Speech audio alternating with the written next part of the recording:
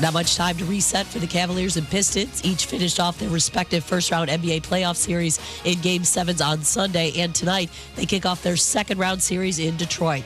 The Bigs will decide who moves on, according to Anscape writer and NBA analyst David Dennis Jr. It is Jaren Allen and Mobley against basically Doring. I mean, Beef Stew is in there, but it's really about Doring and how he can dominate those bigs down low. If there's one thing that you were concerned about with Cleveland, they've lost because some of the bigs have been soft, like straight up. And I think Jalen Doring needs to assert himself. David Dennis Jr. on ESPN Radio. Doring averaged just 10.6 points and 9.4 rebounds in the first round. Thunder home the Lakers in Game 1 tonight. OKC won all 4 regular season meetings, outscored LA by an average of 29 points, and with a win tonight would be the 5th defending champ the last 30 years to start a postseason 5-0. On the ice, a switch in net for the Wild for Game 2 of their second-round Stanley Cup playoff series. Philip Gustafson will start against the Avalanche, 8 Eastern ESPN. Jesper Wallstedt gave up 8 goals in the Game 1 loss to Colorado. Hey, it's Evan Cohen. Coming up Wednesday, we'll continue to get you ready for WWE Backlash when the great Paul Heyman joins us in studio at 9:30 a.m. Eastern. It's on Sportsmanlike, 6 a.m. Eastern, right here on ESPN Radio, ESPN2, and ESPNU. Matt Moscona. I'm very important. After further review. Say it one more time. After further review with Matt Moscona. And here we go. Live from the Raising Cane studio. Let's rock!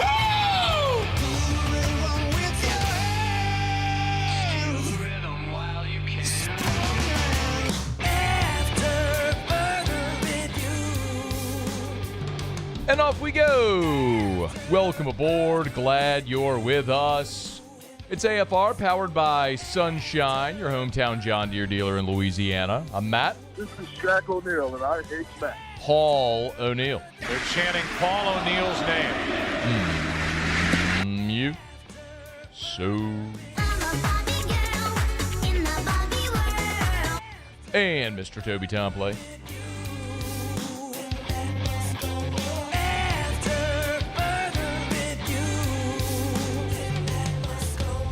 All right, we're here. Glad you are as well. Get out there and make it a good one. Shea Dixon, 15 minutes. Coach Pete Jenkins, 1 hour from right now. Looking forward to that conversation. Could the Pels be close to hiring a coach? Jake Madison's here in hour 3. Ton to do. Let us begin as we do every single day. It's time to pop the top on another edition of AFR with Bud Light. Drink easy. Well, this is going to be downright devastating. This is going to be downright devastating to all the people who love to hate Will Wade. Last week, if you were here on the show, I believe it was Monday, I told you about the experience I had at the NIL LSU Max Gala, and Will Wade was not there. And I was asking around. There were a lot of basketball staff and obviously administrators. A lot of people were there. And I was asking around. I was like, where's Will? And I was told he was in Istanbul recruiting. And the phrase that several people shared with me was that he was crushing the portal. Meanwhile, the only name that everyone knew was Mo Diabate. It was the only portal commit that LSU had at that point. And boy, everybody got jokes, especially all them NC State people. I actually don't know which group right now is more insufferable. The Ole Miss fans that are sour about losing Kiffin or the NC State fans that are sour about losing Will Wade. I don't really care. They're both equally pathetic and annoying. But Will Wade, I kind of got the feeling if Will Wade was sitting on a bunch of silent commits, that maybe part of the reason he was doing it is because Will just likes to troll people. Like, he liked to be sitting there knowing he had the trump card and waiting just to slam it on the table. Well, Will Wade did that. He was on John Rothstein's podcast, and this is what he said. Well, low volume in terms of what you guys know. We got 7 or 8 guys, so we're not too worried. We've got some good guys. Look, for a bunch of reasons, we're not announcing things. Some guys are still playing in the playoffs. There's a lot of different things going on. So, look, by the day school starts, we'll have a real good team. and that's all that matters. Is by the end of August, we'll have a great team that can compete with just about anybody in the SEC and anybody nationally. Okay, so he said they've got 7 or 8 guys right now. Let's kind of go through a little bit of what we know. All right.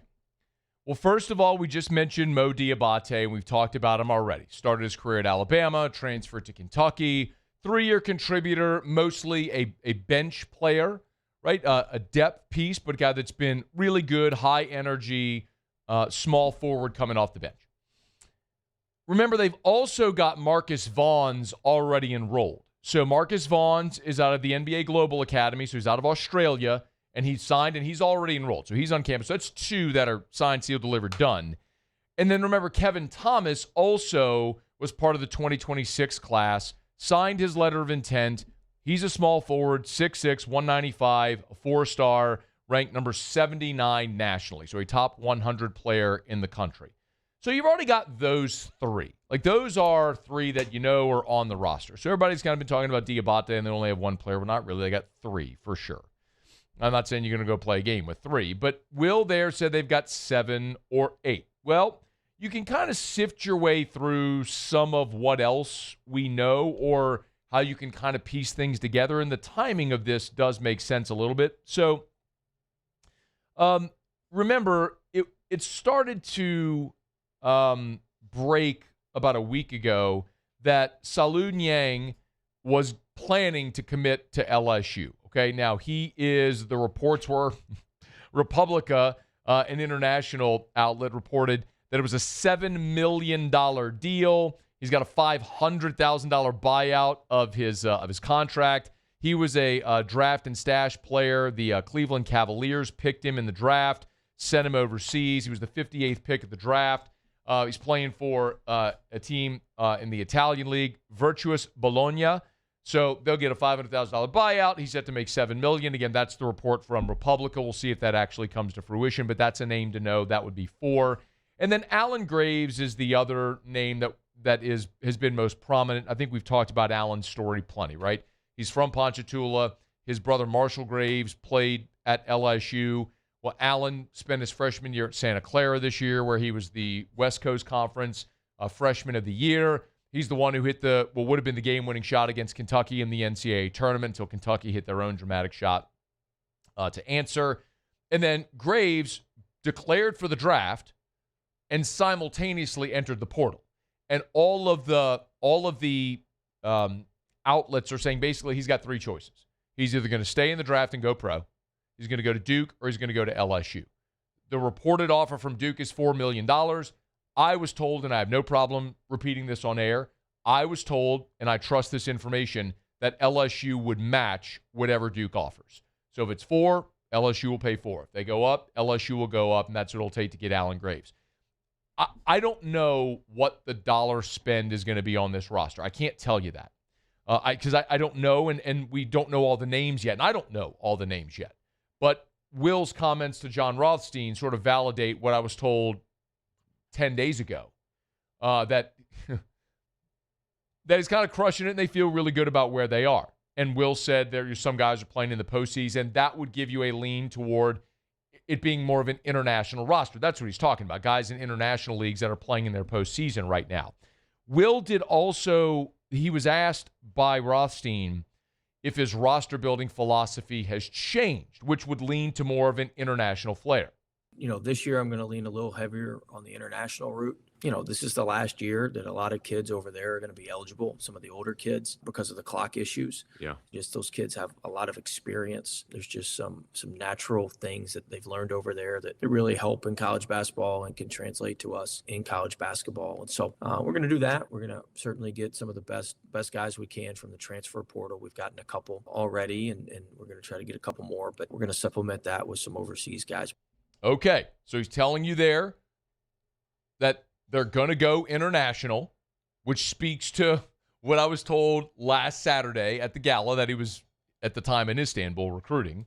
But the other thing, which might validate these dollar amounts, right? If it is $7 million for Niang, if it is $4 million for Graves, however that may shake out, Another thing that Rothstein asked Wade was about the mistakes he made building the roster last year at NC State, and correcting that mistake may validate some of these numbers. Listen. One thing that we did last year that I made a mistake on was, we basically paid 11 guys when we went out and got 11 guys and had a lot of depth. And depth's really important for practice. It's not as important for games when you're only playing 7 or 8 guys, 9 max. And so we had some dead money on the roster, so one thing I'm focusing on here is we're really going to pay 7 or 8 guys at LSU this year. And we'll fill out the back half of the roster with some guys who could help us in a pinch. But we want to put our resources into those main guys.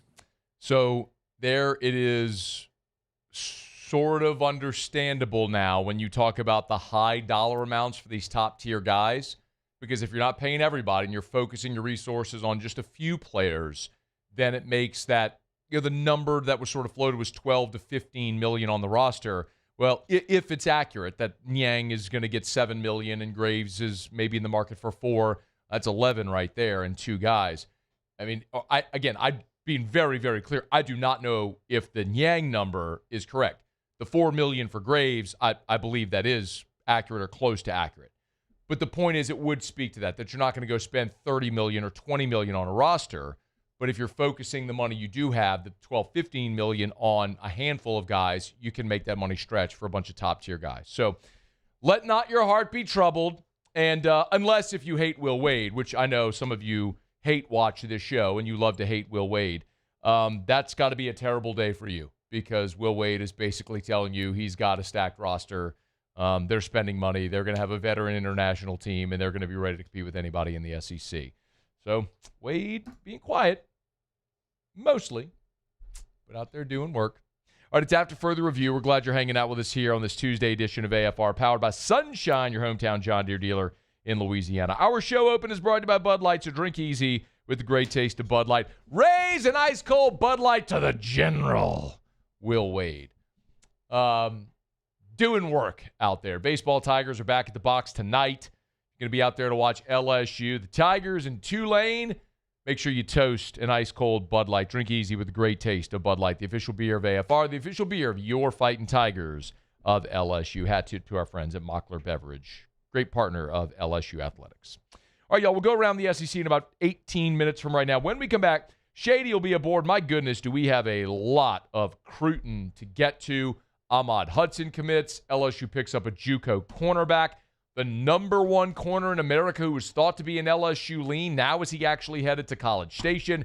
Ton to do. The latest on Easton Royal. We're going to get to all of that with Shea Dixon next. AFR. YourGoodWood.com. Visit the website right now. YourGoodWood.com. Get out your phone. If you're at your desktop, go to YourGoodWood.com. A funny name, I get it. The funny logo, all that stuff. You can laugh. And yes, they do ED treatments. They do so much more than that at Goodwood Men's Sexual Wellness. Hormone replacement therapy is something that so many men are on that have changed the lives for so many men. And if you've ever considered HRT, schedule your appointment with Goodwood. It's so easy. They're going to do a blood draw. They're going to take a few small vials of blood. They're going to send it to the lab. Less than a day, they're going to have the results, and they'll let you know what your hormone levels are and if you're a candidate for HRT. If you're already on HRT with another clinic, Goodwood has the best prices, they got the best service, and they pay for your 6-month blood labs. YourGoodWood.com. YourGoodWood.com.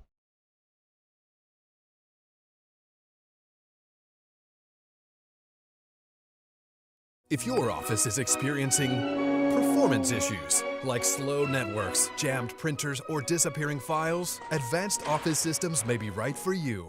With powerful IT solutions, print management, document imaging, and security systems, they help offices regain confidence naturally. Side effects may include uncontrollable efficiency, smoother workflows, and a sudden burst of office joy. Say goodbye to those emotional breakdowns in the supply closet and get back on track with Advanced Office Systems.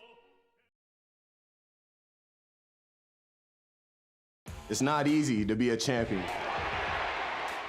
It's built from every swing, pitch, and game all season long. In the grind, the focus, and in the recovery. FMOL Health, Our Lady of the Lake experts provide best-in-class care for our state's world-class athletes. Because it takes a champion to care for champions. I trust the lake to keep me at my best. From championship athletes to everyday champions, trusted care starts here. At Bayou Automotive, we believe in a sales process that puts you first. We want you to experience an easy purchase with clear pricing and great service. Let Bayou Ford and Bayou Chrysler Dodge Jeep Ram be your trusted partners in finding your perfect vehicle. The crew at Bayou Automotive is going to do right by you. As a business owner, you're always focused on how you can improve the bottom line.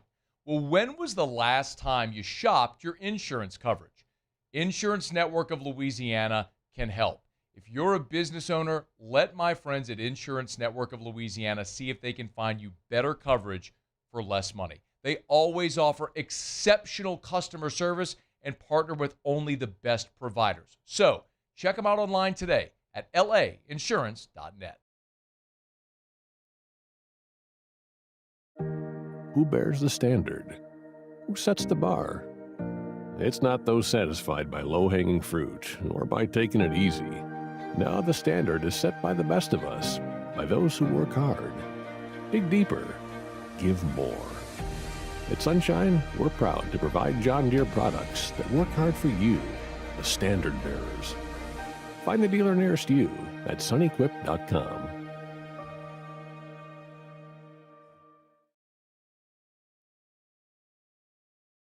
Hey, it's Matt Moscona. Look, back pain can sideline you from the things you love. That's why I trust Dr. Kevin McCarthy and the team at the Spine Center of Louisiana. Dr. McCarthy doesn't just treat symptoms. He gets to the root of the problem. From advanced injection therapy to minimally invasive surgery, they've got the expertise to get you back in the game. With 5...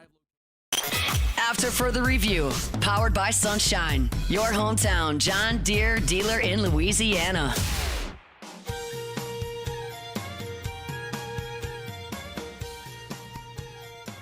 Coach Pete Jenkins, start hour number 2. It's about 45 minutes from right now. Louisiana Line Camp's coming up, and I'm really interested to talk to Coach Pete, both about Lane Kiffin, but also he knows Kevin Peoples really well, and Peoples is obviously going from coaching edge to kicking inside to coach tackle. So we're going to talk about that with Coach Pete. We'll do that coming up next hour. Oh, Chris Doring is here next hour as well, kind of a spring football recap. He's very high on your Fighting Tigers of LSU. Shea Dixon on 3, the Bengal Tiger, good enough to hang out with us as he does on every Tuesday, powered by Sunshine, your hometown John Deere dealer in Louisiana. Shady, how are you, man? I'm doing well. I'm not going to steal Pete's thunder here by saying this at all, but I really think Kevin Peoples might be one of the more underrated staffers they've got in terms of guys that fans actually talk about. That's fair. He is loud. You can go to practice and you never have to guess where Kevin Peoples is. It's just like listening to the voice boom. And it's like, there he is. He's over there. Got him. See him. Hey, man, a loud commit on Sunday morning. Ahmad Hudson pulled the trigger. Shea, I don't think it was necessarily a surprise that he picked LSU. The timing, just doing it seemingly randomly on a Sunday morning kind of did. Walk me through this. How it came to pass that Hudson decided to pull the trigger on Sunday morning.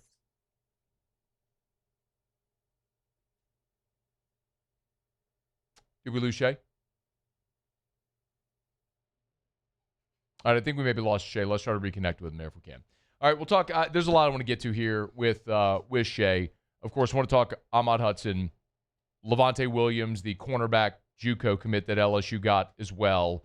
I want to get the backstory there because Lane Kiffin went from on Tuesday saying the roster's the roster to then on Saturday adding a cornerback. So we'll get that story there. Easton Royal, Josh Dobson, some of the other guys want to hit on. Let's see if we can get back on. We just get better audio on the computer. Let's try to get it on the computer if we can. Okay. All right, we're going to reconnect here with Shea. That gives me a quick minute. Let me knock this out. We're brought to you by Rouse's, the official supermarket of the Saints. Hey, today, Cinco de Mayo. If you're not going out for Cinco de Mayo, you want to have your own Cinco de Mayo party in-house, awesome. Our friends at Rouse's have you covered for everything Cinco de Mayo. If you need your chips and dips and salsas, Rouse's has you covered. Great specials as well. You need your tacos, hard shell, soft shell, your ground meat to make your tacos, fajitas, quesadillas, whatever you may be making on the Cinco de Mayo, maybe a margarita or two. lime, the salt. You know they got it all for you over at Rouse's. RTDs as well. Hey, you're going to be having a Cinco de Mayo party. Rouse's can help you out. Rouse's.com. Rouse's.com, or get by any of the 76 Rouse's locations. Rouse's, this feels like home. Okay, we got Shea back. Sorry about that, Shea. So we're just starting to talk about Ahmad Hudson and how LSU made it happen on Sunday morning. Yes, Hudson was, I think you have to go back, Matt, to the summer after his 8th grade year. So going into his 9th grade year at Ruston, J.R. Belton, a North Louisiana guy, West Monroe quarterback back in the day, who's been on the LSU staff for a bit now, from Brian Kelly through to the Lane Kiffin era, even with a promotion in this Kiffin era as the assistant GM under Billy Glasscock. He was the one that called him out and said, hey, look, LSU's going to offer you. And that really got his recruitment rolling. And look, this is a legacy. His dad played basketball. We talked about that a ton for John Brady. LSU is, like I said, recruited him from the start before he even got into high school. And even through these coaching changes, I think that when you had people there like JR, who he knew, and other staffers, and you couple that with bringing in Lane Kiffin and Charlie Weiss and what they're talking about doing with Trades this year and how Ahmad could be the heir apparent to that, presuming Trades does go pro after this season, couple all that together with, Nebraska was the other school, but everyone always kind of felt like he would stay home. So I think LSU really, Matt, just said, hey, are you ready to get this done? Can we get this done? And the answer obviously was a yes. And it takes everybody surprised when even Hayes doesn't have the edit ready. That's when you know you're moving low key. I mean, I'm telling you. LSU got it done. Ahmad Hudson picks the Tigers. What's interesting, Shea, about this class is he's the 5th commit.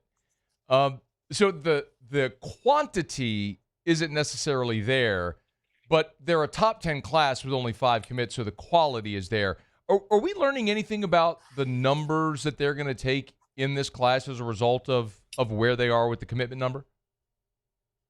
You know, I've always circled around 20, and Kiffin fluctuated from that 20 to 23, 4, 5 range at Ole Miss. And, it's not apples to apples, but it won't be as heavy, right, as 40-something guys in the portal every year. And it won't be as light as, what did they sign, 16, 17 guys? Like maybe, but I would guess around 20. And we were talking about this same thing when they wrapped up with 16 or 17 guys was, okay, no, they didn't go out and sign 25, 30 high school players, but pound for pound, they ranked right behind Oregon in terms of the highest star rating on average for your commits. So it packed a real punch. And you bring up the point now that they have 5 guys committed.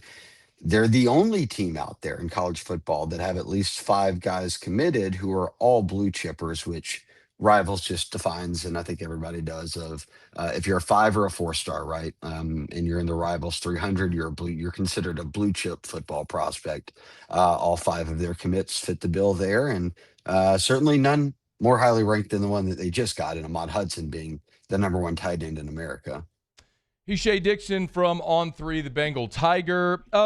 Shea, the other commitment that LSU got over the weekend is kind of an interesting one. It's cornerback Levante Williams from Georgia Military College. And it's interesting because on Tuesday, Lane Kiffin said, the roster is the roster. And then on Saturday, they pop up with a cornerback commit. So how did this happen seemingly so fast?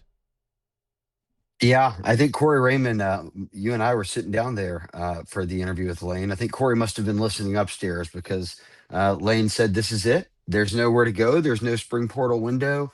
And so Corey Raymond went, the only way you can go, JUCO, right? They, a guy like this playing at Georgia Military Academy, who they had just signed Adrian Lamb, an offensive lineman, out of the school back in January during the loan portal window.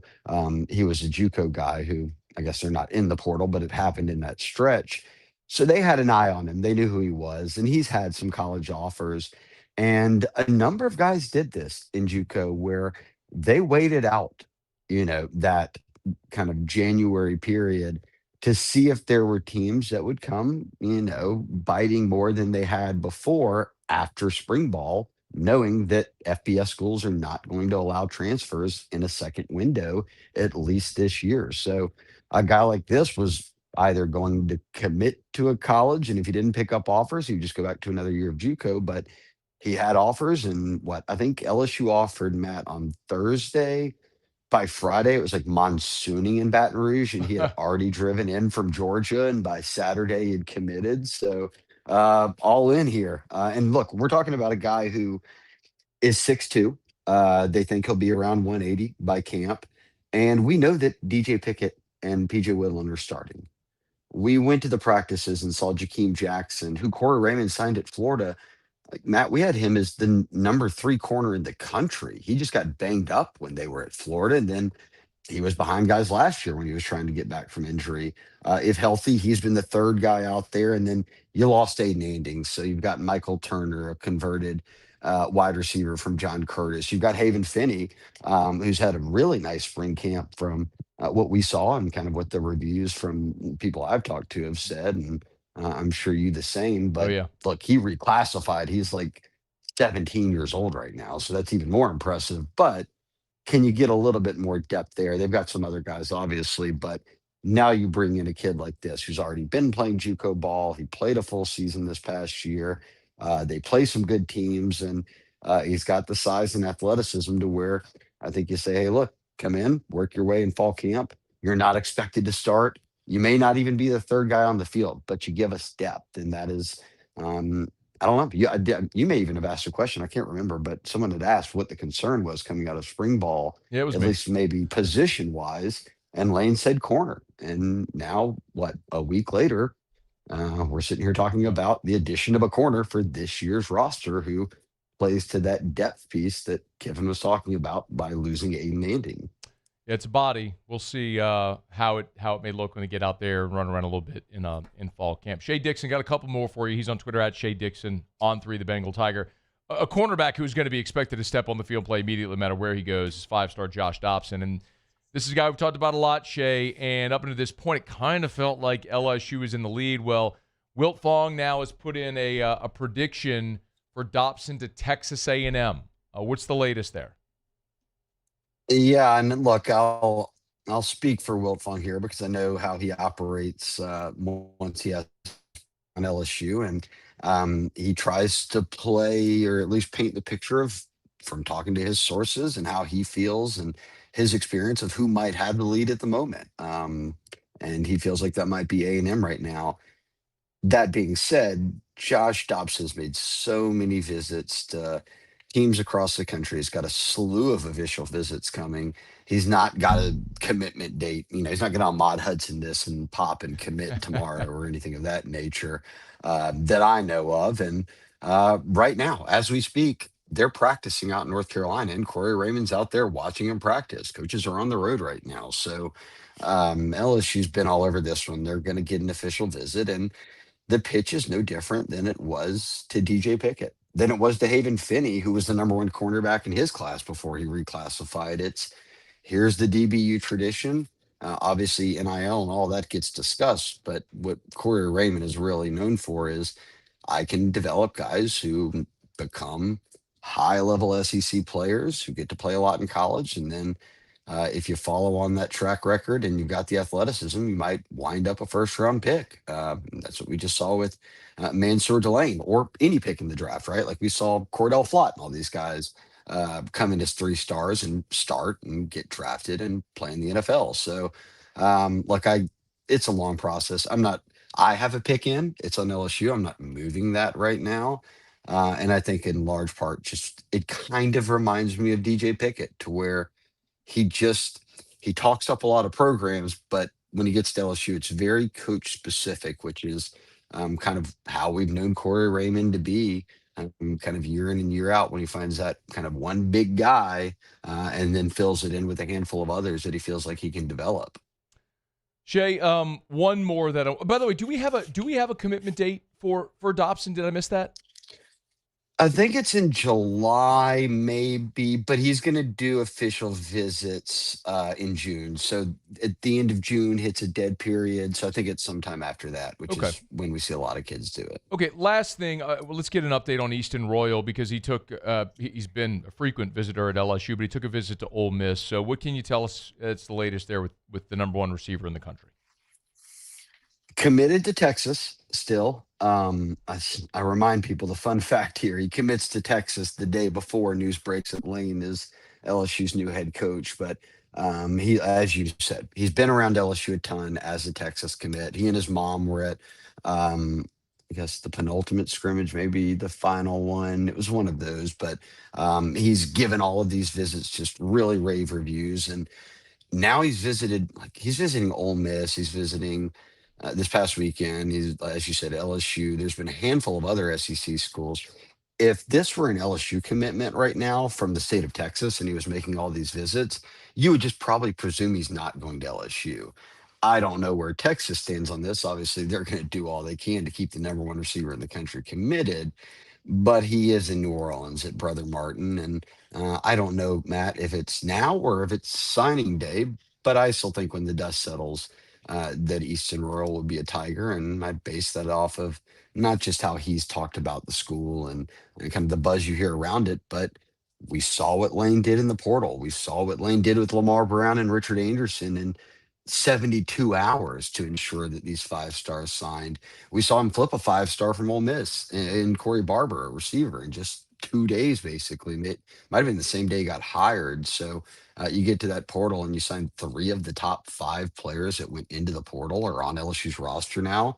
Levitt, Seaton, and Prince Will as an edge rusher at 3 of the most important positions. And I think he looks at Louisiana and says, he's the number one recruit.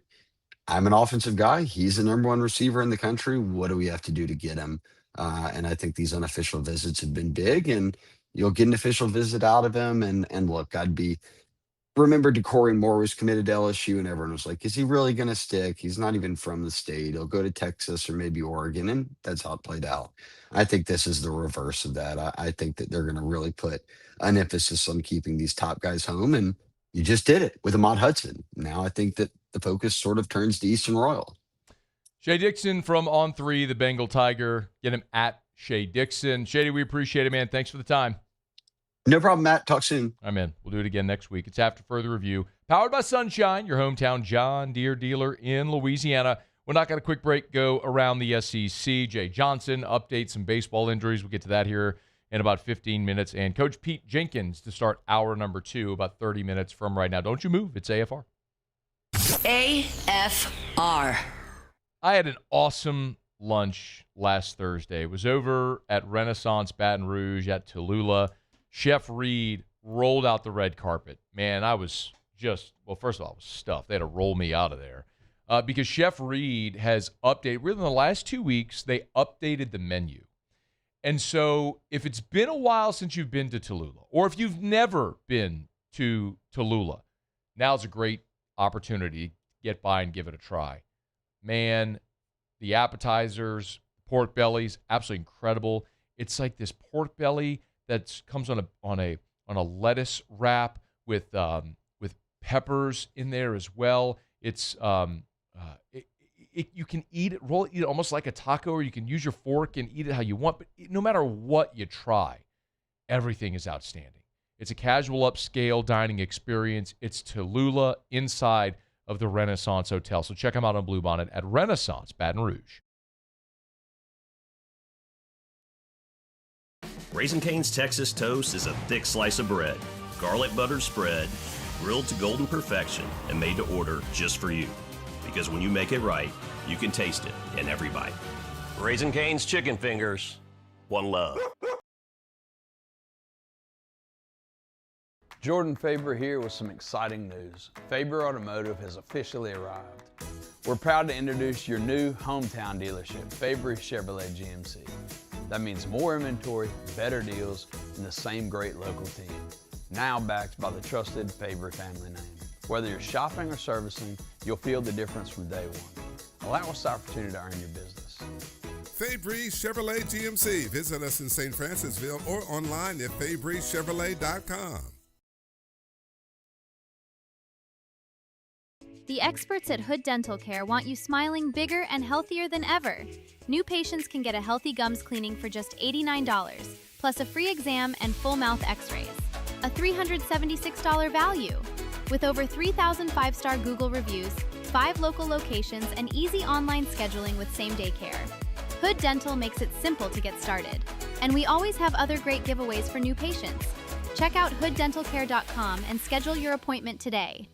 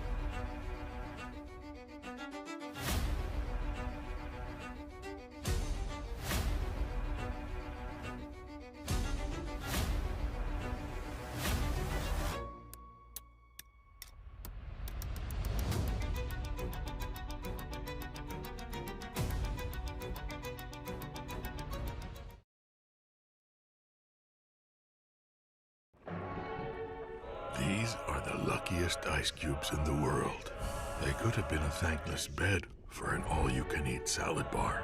But instead, they've been called upon to cradle and cool a crisp, refreshing Dos Equis. Looks like the lucky just got lucky. After further review, powered by Sunshine, your hometown John Deere dealer in Louisiana. Hot summer sun over by the gate, Lordy, here she comes with a basket full of chicken and a big cold jug of sweet tea. A big shout out as always to our friends over at Sunshine, your hometown John Deere dealer in Louisiana.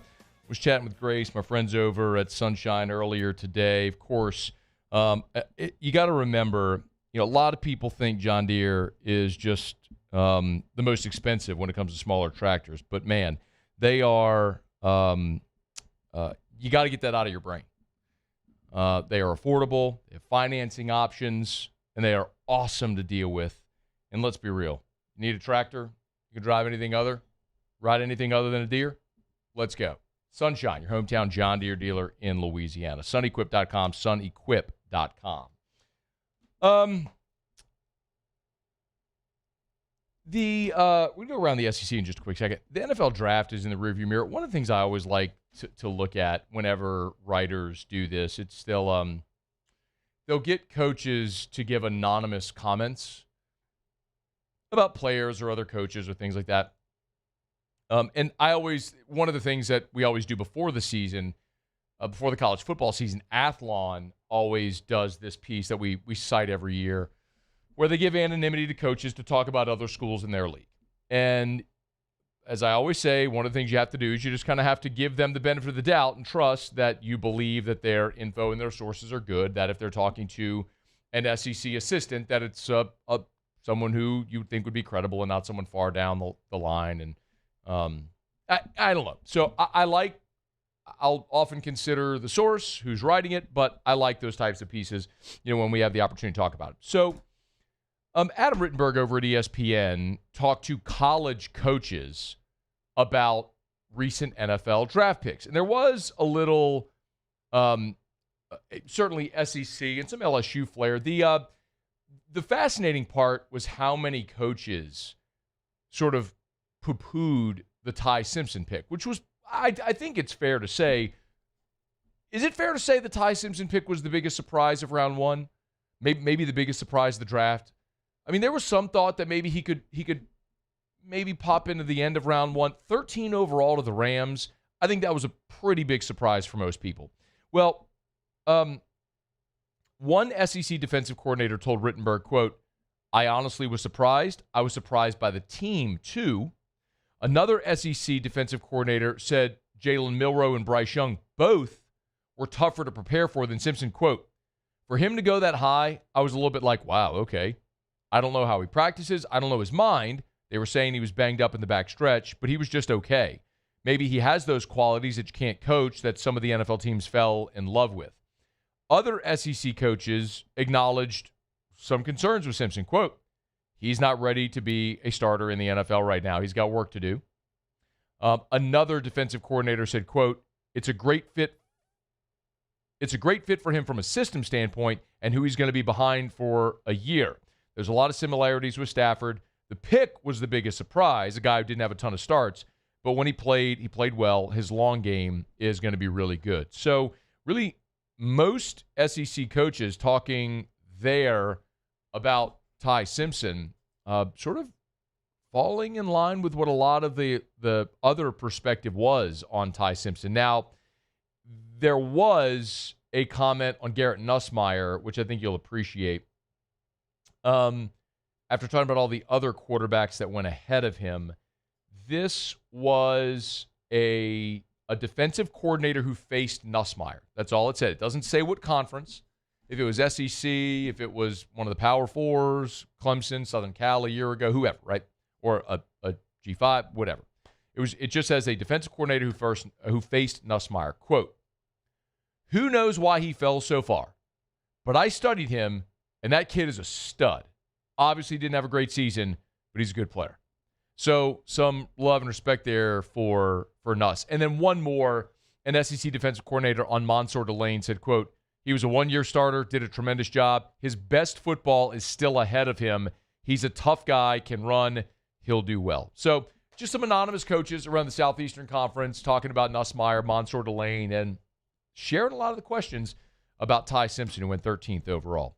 Hey, I just told you about Sunshine, your hometown John Deere dealer in Louisiana. Of course, a lot of times Sunshine goes hand in hand with First South Farm Credit. Of course, FirstSouthLand.com is the website, FirstSouthLand.com. At First South Farm Credit, they have been first in agriculture for more than 100 years. You want to buy land for agriculture?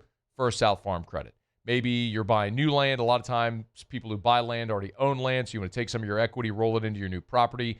What you ultimately have to know is buying land is different than buying a home. So you need a lender who is familiar with the process of buying land and some of the intricacies of that. Well, that's First South Farm Credit because that's what they've done since 1916. For 110 years at First South Farm Credit, they've helped Louisianians buy land. They can help you buy your farm equipment if you need that as well.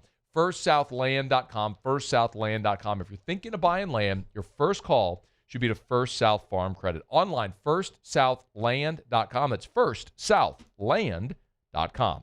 All right, we do it every day about this time. Let's go around the SEC. Around the SEC, bringing you the biggest news from the nation's best conference, the Ole Miss Rebels. Ole Miss has hired Patrick Kelly, son of former LSU coach Brian Kelly, as a support and operations assistant. Started his career at Grand Valley State before joining his dad's staff at LSU. He was grad assistant, primarily focused on tight ends. He was there for 2 years before coaching, being more of a recruiting specialist. 2025, promoted to support and operations. Now, Patrick Kelly joins Pete Golding at Ole Miss. The Alabama Crimson Tide. Defense coordinator Kane Womack spoke to reporters at a charity golf tournament, talked about the spring portal window helping the Tide's defense. He said last year there were a lot of variables coming out of spring, trying to retain the younger roster. It's kind of put the defense in a good place, not having guys leave. So no spring portal gave them comfort knowing they can develop players that they have, and they like. Alabama is replacing 7 starters from last year's defense, including all 3 defensive linemen and both inside backers. The Missouri Tigers. A.D. Laird Veach has received a 3-year contract extension. He was hired May 1st of 2024. He's led the athletic department for the last 2 years. His new contract now runs through 2032. He'll make $1.75 million per year. The Florida Gators. And top 100 offensive tackle Elijah Hutchinson has committed to Florida. picked the Gators over Clemson, Vanderbilt, and Virginia Tech. He's the 91st overall prospect, the 7th best offensive tackle. And quick basketball note as well, Florida's signed Slovenian power forward Domin Petrovic, 6'9" power forward, played this past season in Slovenia. He's 22 years old, averaged nearly 17 and 7 this past year. He's Florida's second international commit. All right, there you have it. That is around the SEC. Tuesday shows are powered by Sunshine, your hometown John Deere dealer in Louisiana. Baseball Tigers are back on the diamond tonight. They'll take on Tulane out at the box, a 6:30 first pitch. Jay Johnson, when we come back, Jay Johnson on his coach's show last night updated several of the injuries the Tigers are facing as they take on Tulane tonight and then hit the road to take on Georgia. We'll let you hear from the skipper when we return on AFR. After further review. Man, if you are thinking of building a pool, let me suggest you go to Instagram and check out Duplessis Pools on Instagram, because I tell you this all the time. You go to Instagram and see a lot of pool companies that build really, really beautiful pools. This one in Lafayette is the Blanchard family.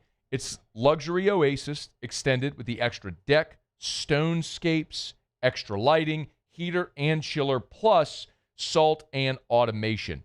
They can do everything at Duplessis, and they're going to build you a beautiful pool like so many other companies. The biggest differentiator, though, is the quality of the work. The industry standard is 1 year for a workmanship warranty. Duplessis Pools offers you a 10-year workmanship warranty. They stand by their work. They don't rush the process. DuplessisBuilders.net. DuplessisBuilders.net. When it comes to industrial construction, River Parish Contractors can do it all.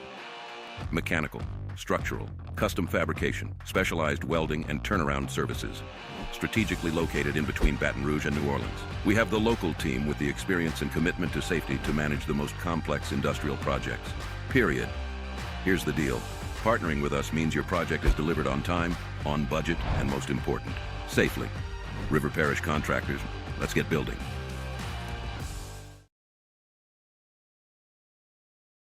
If your office is experiencing performance issues like slow networks, jammed printers, or disappearing files, Advanced Office Systems may be right for you. With powerful IT solutions, print management, document imaging, and security systems, they help offices regain confidence naturally. Side effects may include uncontrollable efficiency, smoother workflows, and a sudden burst of office joy. Say goodbye to those emotional breakdowns in the supply closet and get back on track with Advanced Office Systems. Hi, this is Beth Serena. Welcome to my pool.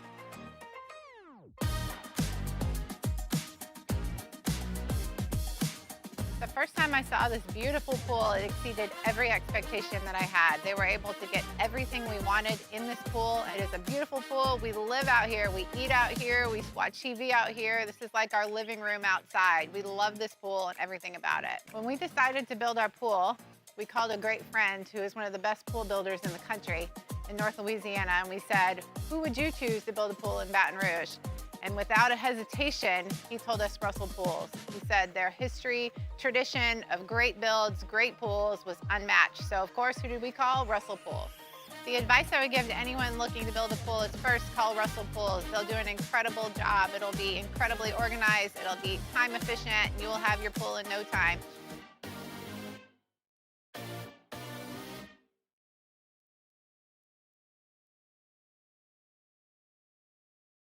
Men, age is just a number. Don't let it dictate how you feel. Goodwood Men's Sexual Wellness has anti-aging services that can help you look and feel your best. Visit yourgoodwood.com and discover a renewed sense of vitality. I'm Gabrielle McLeod on behalf of the Louisiana Propane Dealers. I have spent hundreds of hours preparing for scholarship competitions. That preparation paid off when I won the Fitness and Talent Awards along with the title of Miss Louisiana. The Louisiana Propane Dealers are also pretty talented and want you to be prepared for when the power goes out. Visit louisianapropane.com to find out about propane generators and other safety tips. Louisiana Propane. After further review, powered by Sunshine, your hometown John Deere dealer in Louisiana. She thinks my tractor's sexy. It really turns her on. She's always staring at me. Remember, if you want breaking news texted to you, all you have to do is text LSN, 3 letters, LSN, as in LouisianaSports.net. Text LSN to 225-499-1045. 225-499-1045. You text LSN to 225-499-1045. You get a response to opt in. And so whenever we have breaking news, boom, we'll text you. Like Sunday morning when Ahmad Hudson committed, we had the story and boom, we sent it on the text line. So if you want breaking news as it happens, text LSN to 225-499-1045. 499-1045. LSU baseball back on the diamond tonight. Tigers take on Tulane out at Alex Box Stadium. We'll preview this game a bit more in hour number 3, but I know the feeling many have is, well, you can't miss any opportunity. That's true. I mean, LSU's 55 in the RPI, and you got 7 games remaining. This is your final midweek non-conference game. But Tulane's RPI, I looked at it earlier. I think it's 145. This game isn't going to help you in the RPI. It'd be a bad loss if you lost it, but you got plenty of those already. The bottom line is it's going to come down to the weekends. And you have 2 top 16 RPI opponents remaining. Georgia's 16 in the RPI. Florida's 12 in the RPI. So you've got 6 games remaining against top 16 RPI teams. It's an opportunity, if you're able to go play those games, win a couple of series, to boost your RPI and put yourself in a position where you go to Hoover feeling better about your chance to make the NCAA tournament, to punch your tickets to regionals. But you could certainly avoid a bad loss tonight by beating Tulane. And LSU's been playing better. That's undeniable. Since Jay Johnson has made the switch to play the young guys, they have gotten, I think the way he phrased it over the weekend was sort of mental relief, basically just not looking over their shoulder if they strike out, wondering are they going to get pulled. Just go play. And I think it's served this team well. But there are a couple of injuries that we're keeping an eye on as LSU plays Tulane tonight and then heads to Athens for the 3-game set starting on Friday. John Pearson and Chris Stanfield may be notably among them than Case and Evans. First, here was Jay on his radio show updating John Pearson, who's been battling that hamstring injury. He took batting practice all 3 days, was able to field some ground balls. It still looks like he's a little bit limited. I did put him on the roster this weekend for a pinch hit opportunity. We didn't need to do that. I think just the quick movement thing and running the bases is still a little bit, want to be careful with it. So standing in the box and swinging a bat, probably no issue. Standing at third and playing that position, probably no issue.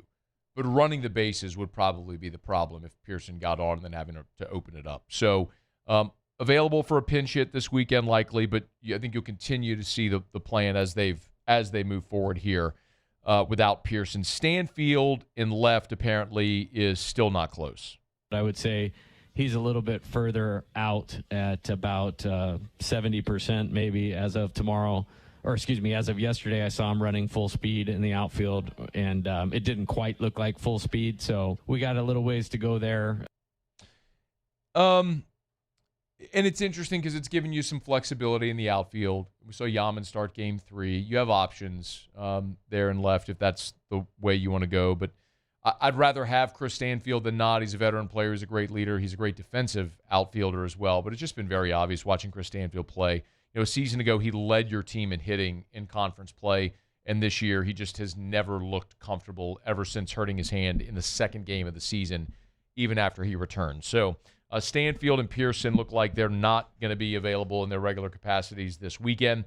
Casey Evans is going to be interesting. He's obviously missed his last 2 starts. He got scratched against Mississippi State just before first pitch and then didn't pitch this past weekend.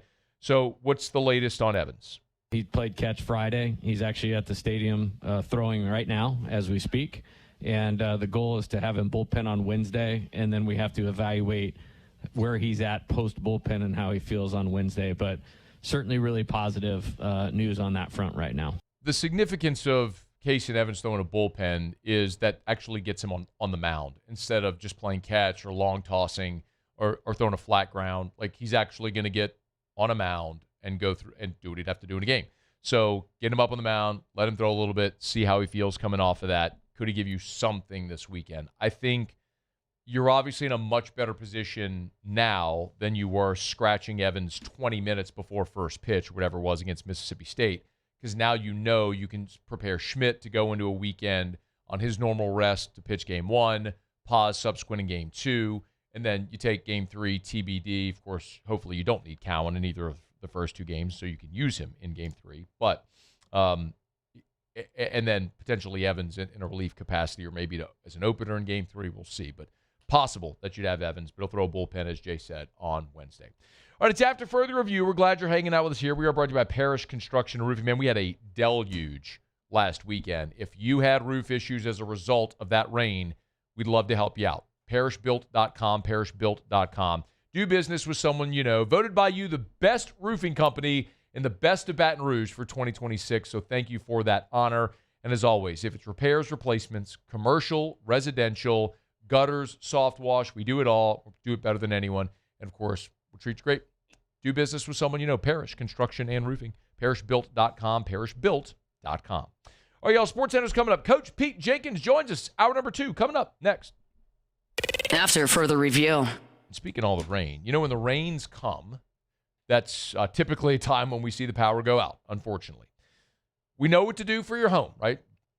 Standby generators for homes in Louisiana is a very common thing, but what about for your business? When power goes out, what does that mean for your business? If your business can't afford to go offline, you need Arco Power Systems. ARCCO, arco.com, arco.com, arco.com. You know, they have been amazing when it comes to emergency response in storms. They'll have National Guard members actually pick up Arco workers and deploy them to go get power systems back online. And Arco, during a storm, works 24/7, 365. So they are never offline, just like their generators.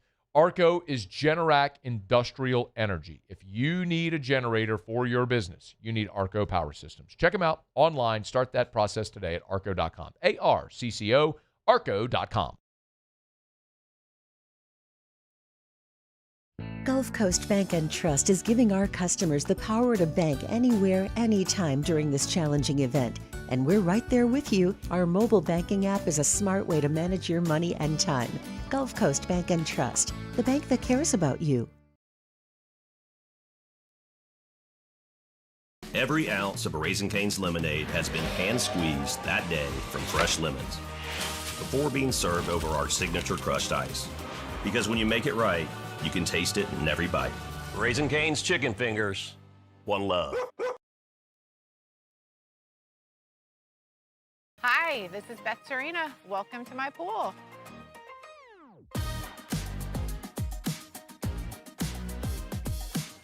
The first time I saw this beautiful pool, it exceeded every expectation that I had. They were able to get everything we wanted in this pool. It is a beautiful pool. We live out here. We eat out here. We watch TV out here. This is like our living room outside. We love this pool and everything about it. When we decided to build our pool, we called a great friend who is one of the best pool builders in the country in North Louisiana, and we said, who would you choose to build a pool in Baton Rouge?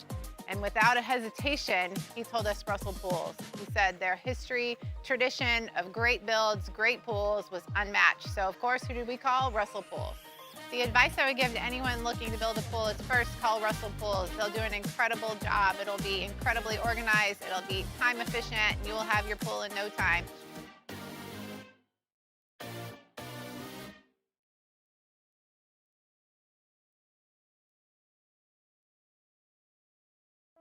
Another roof gone too soon. Looks like neglect. There's no doubt about it. This is a case of poor installation. At Pelican Roofing, we don't guess. We investigate to find the real cause of your roof's problems. Call Pelican Roofing for your free roof investigation today. Case closed.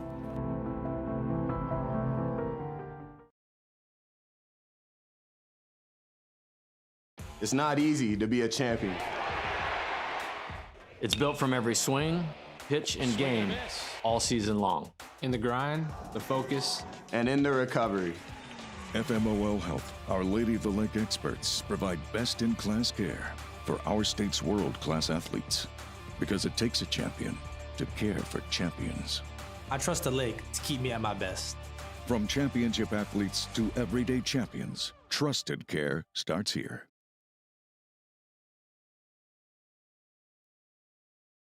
After a decade of working in private duty nursing, I know how hard it can be to find compassionate care for the ones that you love the most.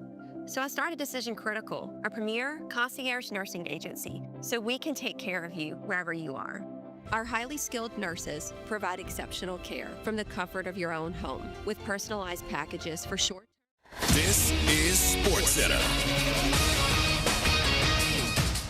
I'm Christine Lisi. Breaking news. A jury found former Patriots receiver Stephon Diggs not guilty on charges of felony strangulation and misdemeanor assault and battery charge in a case centered around a December encounter with his former chef. 2 days after each played in a Game 7 to cap off Round 1, Cavaliers and Pistons meet as their second-round NBA playoff series tips off tonight, then Lakers Thunder. Considering how dominant OKC was against LA in the regular season, this will likely be a quick series, believes ESPN NBA analyst Quentin Richardson. These boys beat them 4 times all year long by an average of 29-plus points. Like, that is a lot to a little, fellas. That is not close. That is not competitive. I understand these are the playoffs, and LeBron is over there, and I know he ain't just going to go, and he the type of dude that can wheel and get you one game in the playoffs, but, like, beyond that, I can't see them winning more than one game. Hugh Rich on ESPN Radio. Wild to start, Philip Gustafson in Game 2 of that second-round Stanley Cup playoff series tonight against the Avs, 8 Eastern on ESPN. Hey, it's Evan Cohen. Coming up Wednesday, we'll continue to get you ready for WWE Backlash when the great Paul Heyman joins us in studio at 9:30 a.m. Eastern. It's on Sportsmanlike, 6 a.m. Eastern, right here on ESPN Radio, ESPN2, and ESPNU. Matt Moscona. I'm very important. After further review. Say one more time. After further review with Matt Moscona. And here we go. Live from the Raising Cane studio. That's right.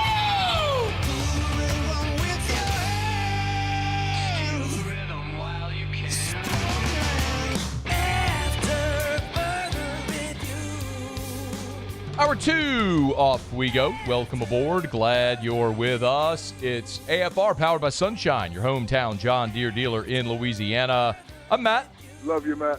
Paul O'Neill. They're chanting Paul O'Neill's name. You so. And Mr. Toby Tomplin.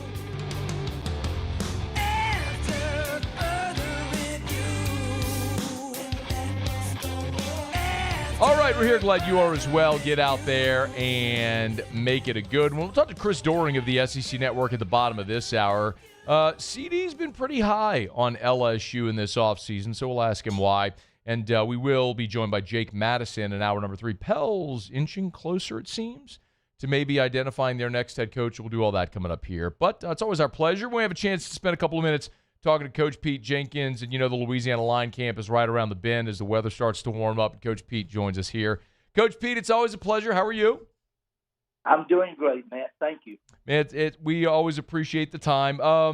Let's start with Line Camp to remind people who maybe have kids in high school that play offensive or defensive line, what it is that you all do every summer. Well, as you know, because you're a veteran of the camp, it's for offensive and defensive linemen and linebackers. Okay? And it is, man, I would describe it as a technique, work-oriented camp. No recruiting, no testing, or no real competition in the camp. It's more about teaching technique, teaching how to. And our goal, I just wrote it on a film a few minutes ago, our goal as coaches in this camp is to help you become a better football player. So it's really work. You went through it. You know, it's work oriented, and we take a lot of pride in it. We feel like we're helpful to young men, and the other thing we don't impose it all on the high school coach in that we don't teach a lot of scheme. You know, it's not scheme, it's fundamentals. On defense, you know, the things that we talk about are your eyes, your hands, your footwork, and the explosion of your hips, legs, and lower back. And that's where we put our emphasis. So it's at home. You know, the skills that we teach are at home in any scheme that a young man is involved in. So, I take a lot of pride in it, Matt. Coach, I learned how to kick slide at that camp. I'll tell you that much. I bet. I worked on that a lot, man. It was a coach from St. Martinville, man, who was handling us on the kick slide drills. He was great, man. I can't remember the coach's name, but he was awesome. And you've got a heck of a faculty there as well. Maybe can you tell us a little bit about who all works the camp to work with the young men? Yeah. You know, I don't know exactly, Matt, how all this got started. So at one time we had high school coaches and really good high school coaches, a lot of them from the area, a lot of guys from New Orleans. And then we had college coaches. Well, the NCAA, in their wisdom, they declared that the college coaches couldn't work anymore. So I actually missed 2 years myself that I wasn't able to work it. I haven't gotten over that yet. But they decided no college coaches, and I don't know why that would be. So I don't know. I guess it was my time in the NFL that I got to know people and make friends. And we normally have anywhere from 12 to 14 NFL defensive line coaches. And that is remarkable. And I'm telling you now, I don't recruit them, Matt. They call me. I got a boy this year. He was an outside backer coach at Georgia. And as you know, they are a school that I work every year. I have been for years, since Kirby's second year. And I got to know him at Georgia, really nice young man. He gets a job at the Cowboys as a defensive end coach at the Cowboys. So he calls me, Matt, and he says, Coach, I'm now in pro football. I really want to work that camp. And I said, well, listen, you need to understand this first. It's not kissing babies and signing autographs. It's work now.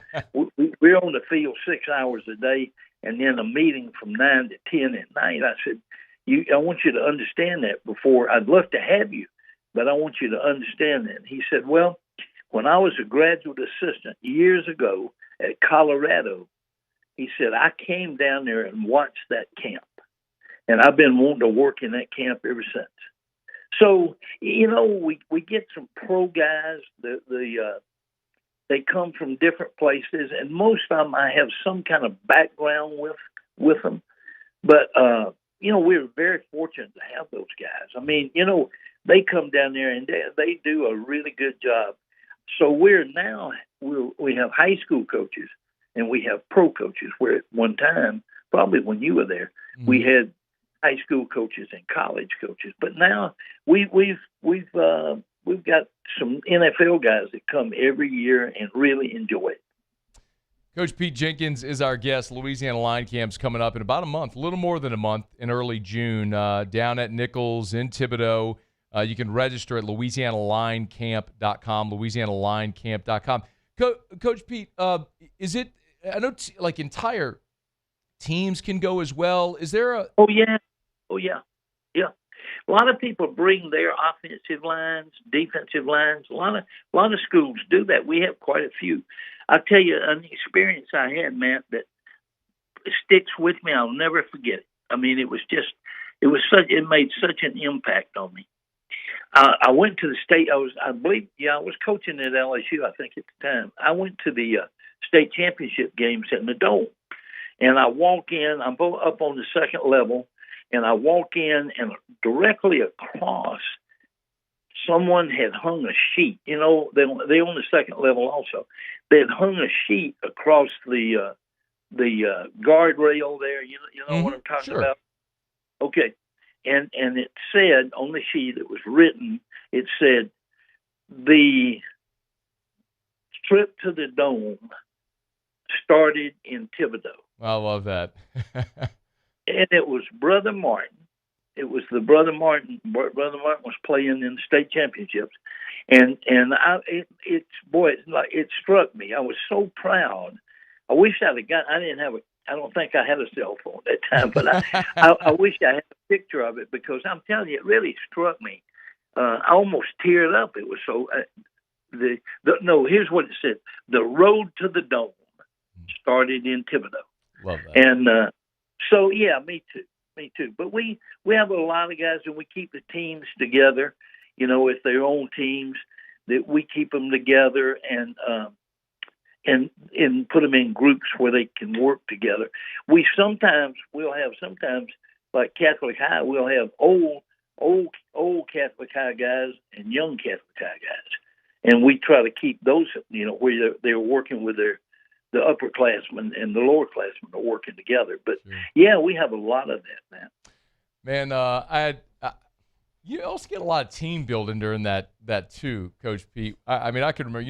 We stayed in the dorms there at Nichols, and it was a few days of being with your teammates and your classmates, and it was great. He's right. I mean, it was a great bonding experience, and the season sort of started for the offensive and defensive line at Line Camp.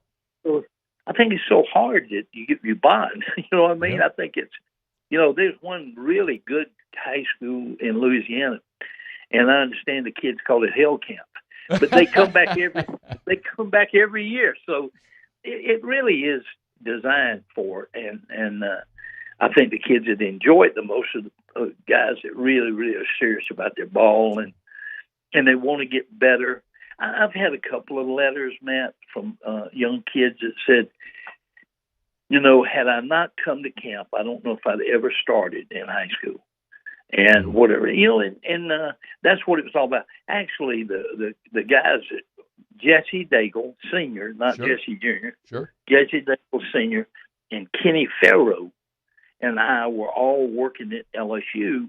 I'm coaching on defense. Kenny and Jesse are on offense. So really, I think it was Jesse's idea about the camp, because everybody had camps. Kickers had camps. Passers had camps.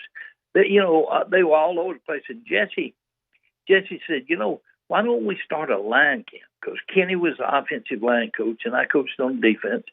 And Jesse actually was a running backs coach. He became the business manager.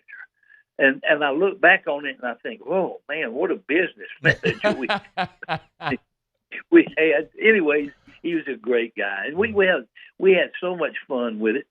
The first year we had 46 campers. And I told Jesse, I said, Jesse, I'm not doing this again. I said, I borrowed the money to invest in this thing. I lost all that money.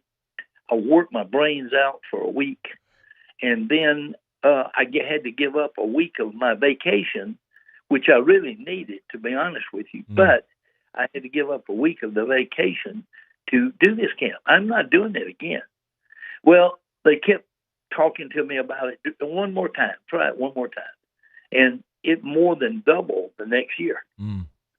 So I've seen it grow from the hundreds to the 200s to the 300, 400, 5, 6.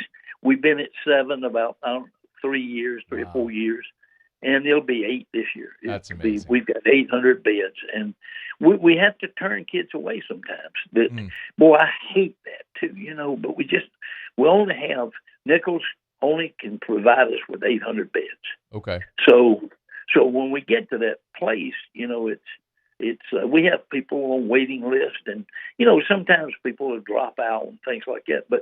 But it's grown. It's just been unbelievable, the growth of the camp. And as you know, we don't do a lot of advertising. You're kind enough once a year to help us with it. We don't do a lot of. I think it's the product.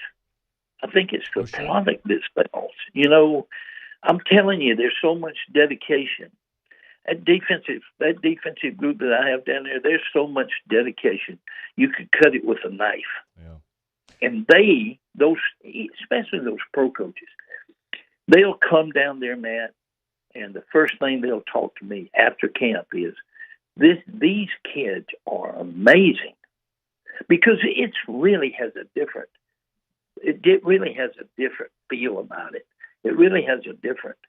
It's not a recruiting camp, and I worked in a lot. I'm not being critical of recruiting camp, sure, but that's what it's.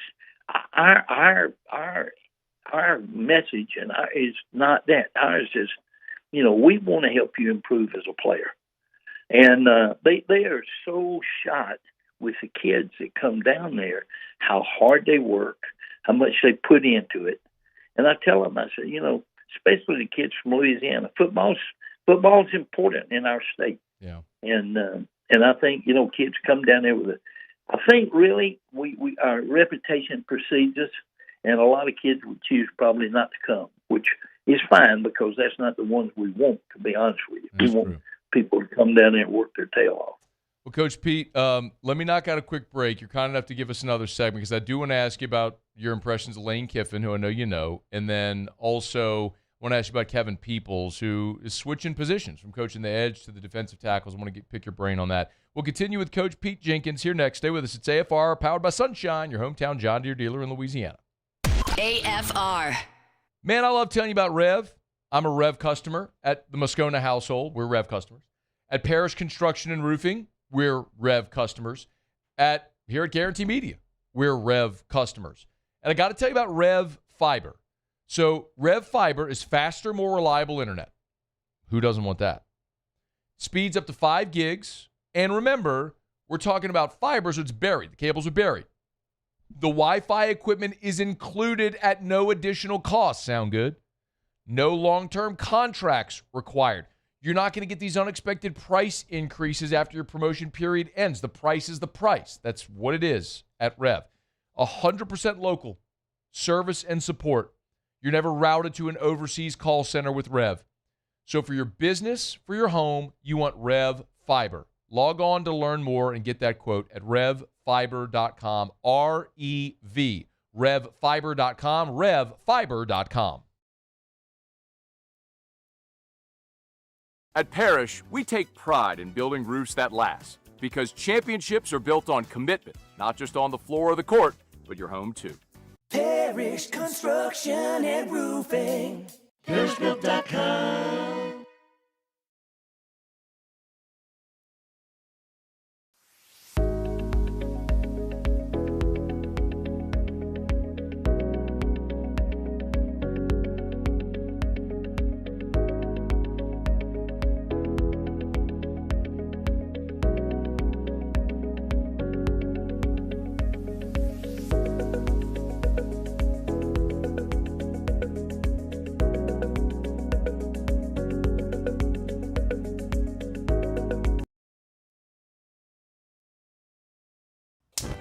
Looking for cleaner energy? Propane is energy for everyone.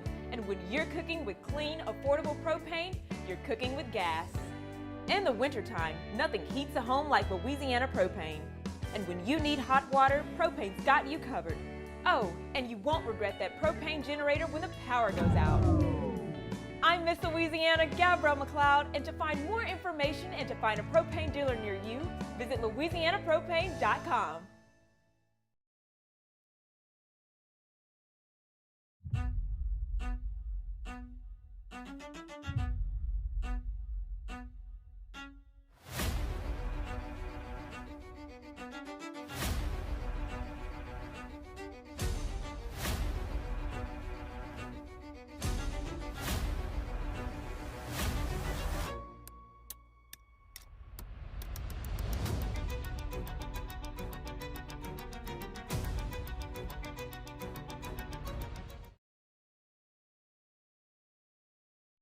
Parrish contractors would love to pay you overtime.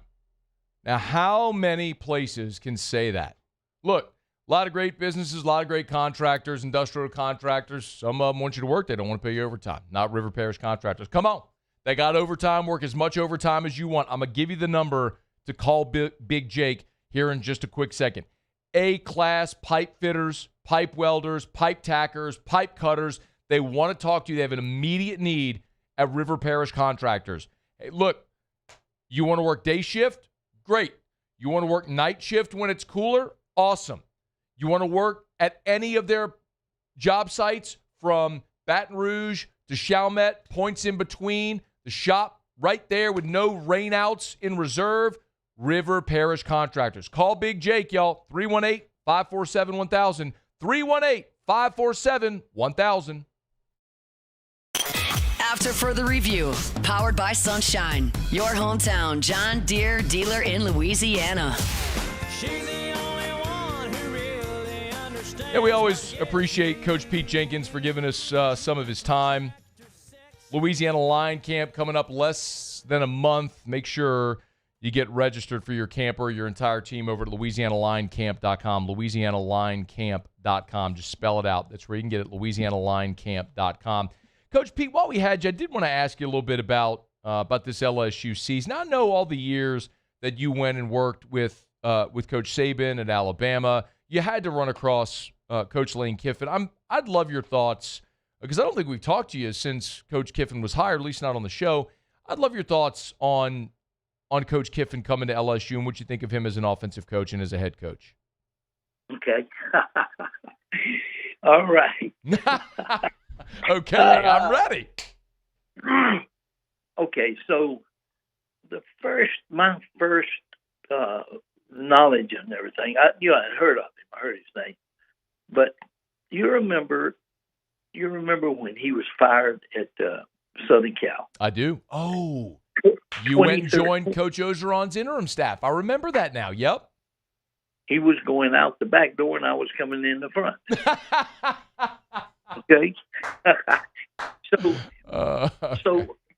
That's the first time I really was around him, and was personally exposed to him, and then when he was at Alabama, I guess would be next. When he was working for Coach Saban over at Alabama, I would be over there, So I was around him some then. I was in the staff meetings where he was and things like that. So, but I worked, I was on defense, and I worked on one hallway and he worked on another hallway. Then what comes to mind also, Matt, in 2016, we played Alabama in Tiger Stadium. Mm-hmm. I don't know where you remember that game right off. I do. But you will. It was 10-0. I remember it well. Yeah, it was 10-0, but it was like 50 minutes of nothing. I remember. Remember? And we had Dave Aranda, who was our coordinator at that time. And let me tell you, it was, it wasn't my first rodeo. I'd been around a long time by that time. But I had the headphones on, and I could, I was in contact with Dave. And you know something, Matt? It was an amazing game. Because Dave Aranda is one of the smartest coordinators I've ever been around at any level. And Kiffin would throw a punch and Dave would counter. And I'm telling you, it was so damn interesting. They both were so good at what they did. But we really did a good job with them, and they were good. They had a really good offense. But I have always felt like that he was an excellent play caller. Some people just get in that zone, and they can project themselves into the game and whatever. And I've always felt that he was really a good play caller.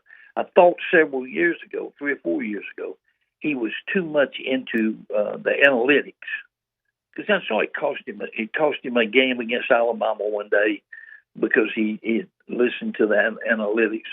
But as I've watched him over the last few years, I think he's really grown in and he was good. I won't say he wasn't good. He was really good, but I think he's even grown into a better play caller, and he just has a feel for the game.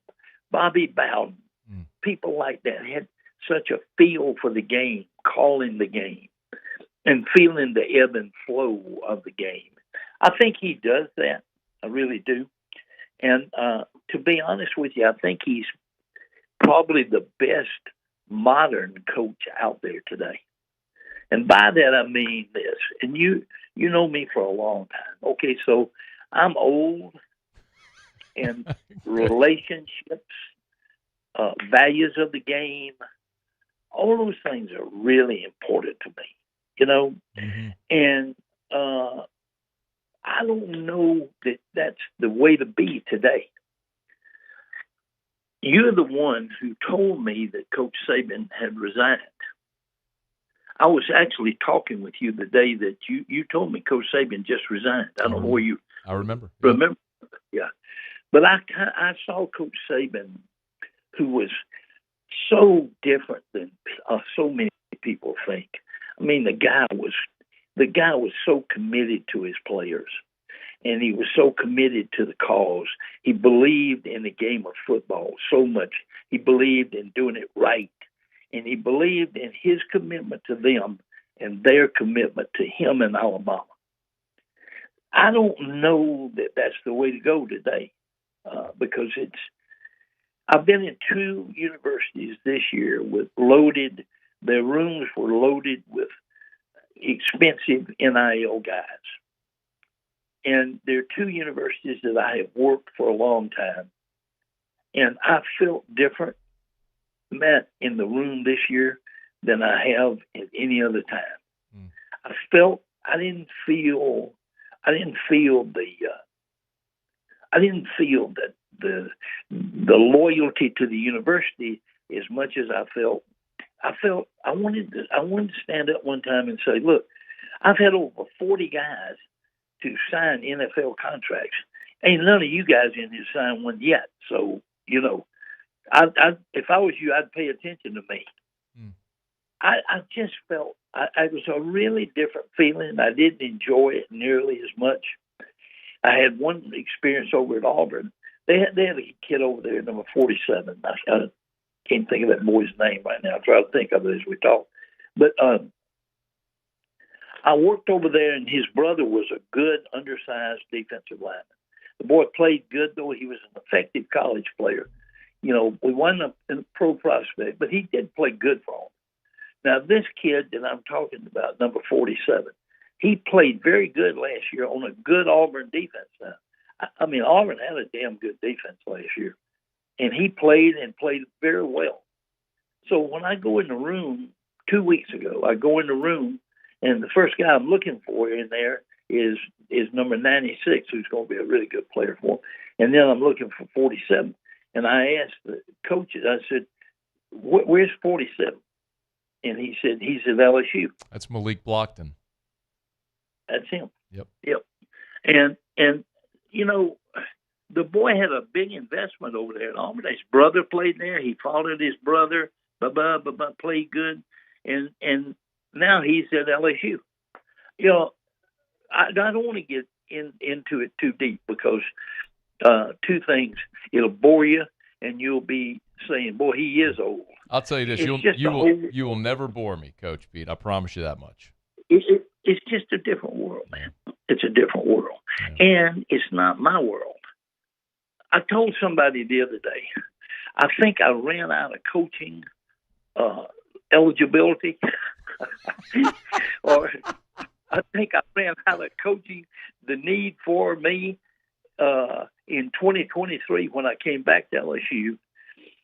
I think, you know, it was probably 2 things. It was probably time for me to get out and everything out of college football, and to be honest with you, you know, sometimes I really, you know, sometimes I miss it really, really bad, and sometimes I look at Donna and I say, you know, I'm glad I'm not going through that because I have too many guys that I work with. Now, let me say this, Matt. The younger guys that I work with handle it better than I could.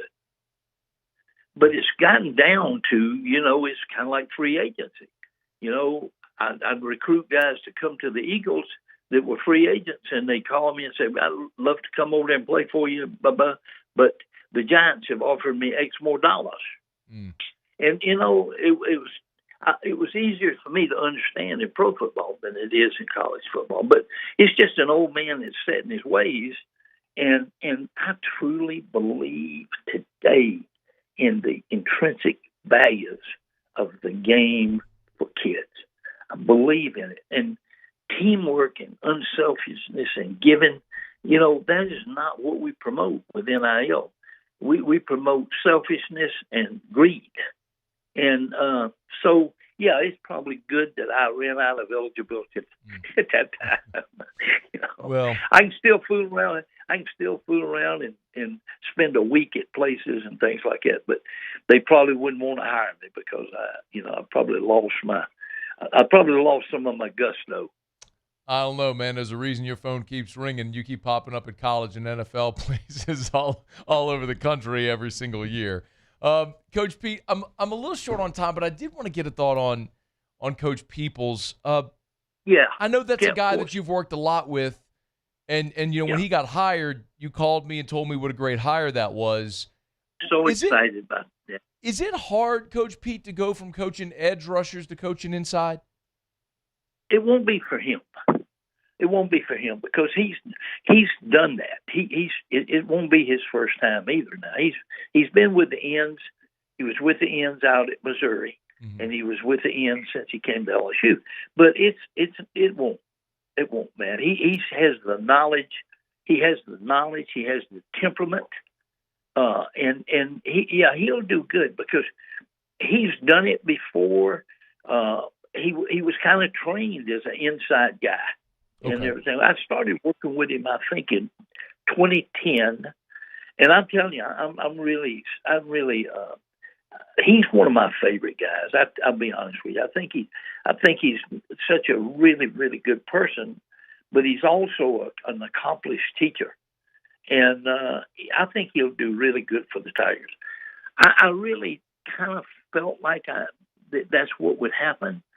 I worked over at South Carolina 3 years, and Sterling was the outside backer coach over there. And when I had heard that they had hired him at LSU as a defensive line coach, I remember thinking, I don't know about that, And actually, I predicted that they would make that swap and move Kevin inside and move him outside. I really think they're both suited so much better for that. I don't know if you've met Sterling or not, but he's a really nice guy. Yeah, he's a nice guy, and I liked him, over at South Carolina. But I thought, really, as I look at him, I think, there's a little bit of personality difference in there. There's a little bit of there's need for some things inside that you don't need quite as bad as things outside. There's some things outside that you don't need quite as much as some things inside.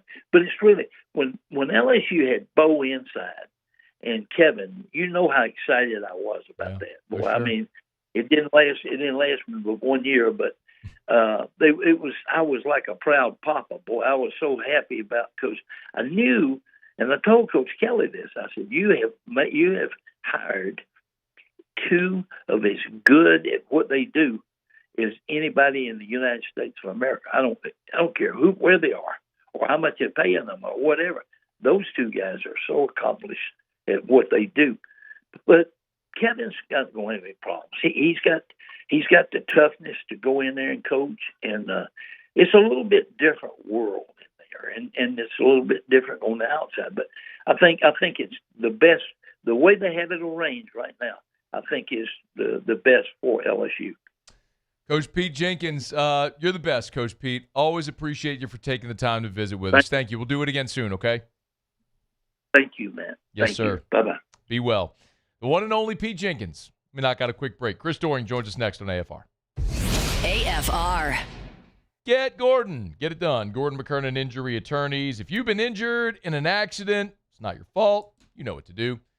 Do what injured people in our state have done for 3 decades. Get Gordon and get it done. It's easy. Go to getgordon.com, getgordon.com, getgordon.com. That's the website. You can always call 888-8888, 888-8888. If you go to the website, there's a little tab right at the top that says practice areas, and it'll let you know the types of cases that they handle.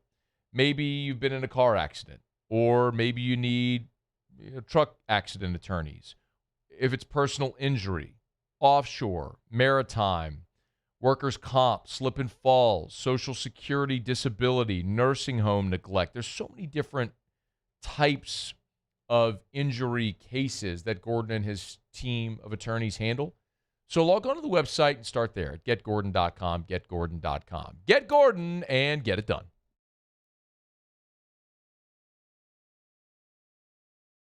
After a decade of working in private duty nursing, I know how hard it can be to find compassionate care for the ones that you love the most.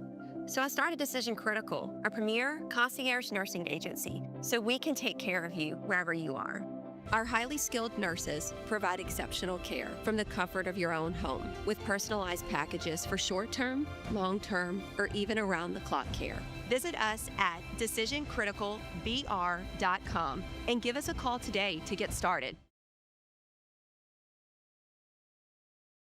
Looking for cleaner energy? Propane is energy for everyone. Propane water heaters are very cost efficient, and the savings are even greater with a tankless propane water heater. We all know that Louisiana propane is a safe and environmentally friendly fuel. So why not go green while you save some green? I'm Miss Louisiana, Gabrielle McLeod, and for more information, visit louisianapropane.com.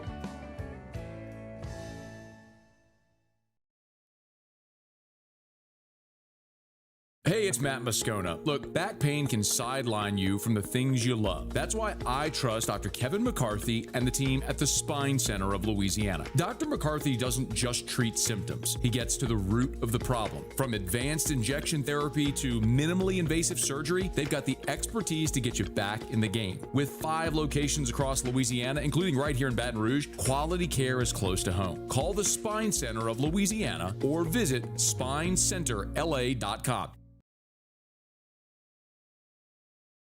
As a business owner, you're always focused on how you can improve the bottom line.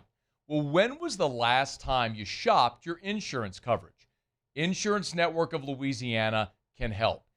If you're a business owner, let my friends at Insurance Network of Louisiana see if they can find you better coverage for less money. They always offer exceptional customer service and partner with only the best providers. So check them out online today at lainsurance.net. Who bears the standard? Who sets the bar? It's not those satisfied by low-hanging fruit or by taking it easy. No, the standard is set by the best of us, by those who work hard. Dig deeper. Give more. At Sunshine, we're proud to provide John Deere products that work hard for you, the standard bearers. Find the dealer nearest you at sunequip.com.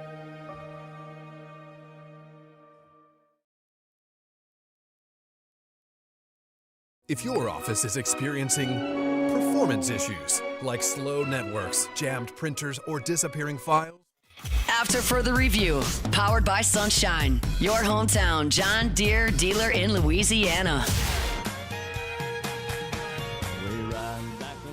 I just got in my inbox updated odds for conference championships.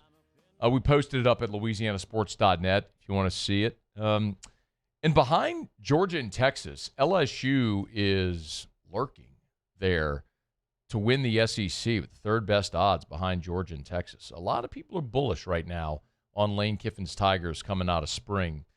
I want to see how Chris Doring feels about it. SEC Network, former Florida Gator. CD, how are you, man? Matty, I'm good, man. It's good to catch up with you, bro, especially this time of year. Man, I always appreciate the time. Hey, are you coming out of spring? Are you buying LSU and Lane Kiffin as a contender in the league? I mean, you better be, right? I mean, all the money that's been spent to get him to come to Baton Rouge, the assistance that the staff has been made up of. the money spent on the roster. Like PB and I talk about this a lot on our show. I don't think there's any doubt it's a pass or fail season. You either make it to the college football playoff or it's a failure. And I'm curious to see what the college football playoff committee does in looking at SEC resumes now that we've expanded to 9 conference games. You look at LSU's schedule, it's certainly very challenging. You got a quarterback coming off of an injury, not to mention into an all-new offense. I think there's a lot of pressure and expectation, and you want that. But make no doubt about it, I think they are a contender and should be a contender. Hey, I'm glad you brought up. I'm glad you brought up Levitt coming off the injury. So let me tap into Chris Doring, former college and NFL wide receiver, here for a second. How big of a deal, CD, do you think it is, new quarterback, new system, to not have those reps in spring to work out timing with the receivers? Because it's a whole new group there. Well, one, let's talk about it from my perspective. I mean, the reps that you get during spring, that you get during the off season, now you get some OTA days thrown in there. Obviously, getting into camp, those things all matter. They add up, and not to mention, the camaraderie aspect of it all. And I know he's been out there. I've seen videos of him with, some of the throwing drills. But I think it certainly matters that you're able to develop a rapport. Every quarterback is different from the receiver perspective, and every receiver runs routes just a little bit differently or likes the ball in certain areas a little differently. So I think there's a lot to be gained during the off season and a lot that's missed when you're not able to be out there. Secondly, I'll tell you from the perspective of being a Gator and what that did last year to DJ Lagway, not being able to be out there for the entirety of the off season. I mean, he looked like he was rusty all season long. Looked like he didn't really have any sort of rhythm with his receivers, and looked, kind of gun shy every time he dropped back to pass. So I'm more than ever believing that it is an important part of the development of not only a player, but the timing between a receiver and a quarterback and the team in general. All right, Chris Doring's with us. So let me ask you then from a different perspective. So let's look at Ole Miss. All right, they've got their quarterback returning. Now they lose basically all of their top receivers, right? Yeah. Harrison, Stribling, Watkins. I mean, they're basically that room is going to be new. But the quarterback returns, but the head coach, the play caller, the whole offensive staff is all gone now in Baton Rouge. How big of a deal is that for Chambliss losing the maestro, so to speak? You mentioned the most important aspect of it, and to me it's not Lane Kiffin, Charlie Weiss Jr. I mean, this is the guy that was the play caller. He was the guy that was in his ear calling the plays. He's the confidant there. Man, I feel like it's a massive loss for not only the team but for Trinidad Chambliss. We'll see what they're able to do to keep things on the track. But I also think that's a really high bar to set, not only for the team after what they did last year, but for Trinidad Chambliss. Can he, kind of catch lightning in a bottle again the way he did last year? And Pete Golding, I mean, you debut as the head coach, you win 2 playoff games. I mean, that's a pretty high bar to live up to. So I think if I were ranking expectations for next year, I would probably, the most pressure, like a pressure gauge, I'd say it'd be on LSU 1 and Ole Miss 2. Interesting. Okay. Not Alabama? I mean, Alabama's always going to be there, but I don't, they get a playoff win last year on the road at Oklahoma. You obviously have some battle at the quarterback position, and you got to figure out how to run the football. You got to figure out how to be more dominant on the offensive line. There's pressure there, but I don't think we're not talking about fan bases that are out of whack. If I'm looking from the outside perspective, I think it's LSU that's going to have a hard time living up to what everybody thinks they should do, and a close second is Ole Miss. Chris Doring is our guest, SEC Network. Always good enough to hang out with us for a couple of minutes. Hey, coming out of spring, is there a team that, ear to ground as you talk to people around the league that maybe you're a little bullish on that's kind of been quiet around? Yeah, call me a homer, but I think Florida's that team, man. I don't know how you've kind of perceived John Summerall and his acclamation to being the head coach at Florida. I love the guy, man. Honestly, dude, the more that I get a chance to be around him, the more that I get a chance to feel that infectious energy that he has. the more that I see what he did, in roster retention. You go back and look, man, Jaden Ball, what he's able to do at the running back spot, Dallas Wilson, Vernell Brown, those two receivers, and how dynamic they are defensively. You get Miles Graham back, Jaden Woods. Like, there's a ton of talent that's back, not to mention 7 guys that got drafted into the NFL draft this last week or so. What an indictment that it was on the previous coaching staff to have all that talent and only win 4 ball games. I think the way that the players that he inherited have bought in and what they've been able to do to sprinkle in some other talent through the portal. Anxious to see what happens in the quarterback spot with the Philo Jones battle. But, I feel really good about what he's done in terms of the roster construction and the coaching staff that he's put together. Yeah, I'd have been said it all through that process if it wasn't Kiffin. I mean, that was obviously there for LSU's first target, but I'd have been awesome with LSU hiring John Summerall. I think everybody was initially disappointed that Florida didn't get Lane Kiffin here. I actually think that there's a lot of Florida fans that think maybe it worked out the way that it was supposed to, both for LSU and for Florida. We'll see. I mean, time tells with all these things, right? Yeah. I mean, everybody when they're undefeated, optimism abounds. So we'll see when they tee it up and kick it off. How about a little over 3 years ago or so? I'm on your show. We're talking about how linked LSU and Florida are going to be for the hiring of Brian Kelly and Billy Napier in 2 different directions that they went. Napier being right under LSU's nose, and they get fired within 7 days of one another. So I'm not sure how we'll talk about this, but I'm sure it'll be another one of those things that is funny to look back on. Interesting year in the league, man. So many after no new coaches a year ago.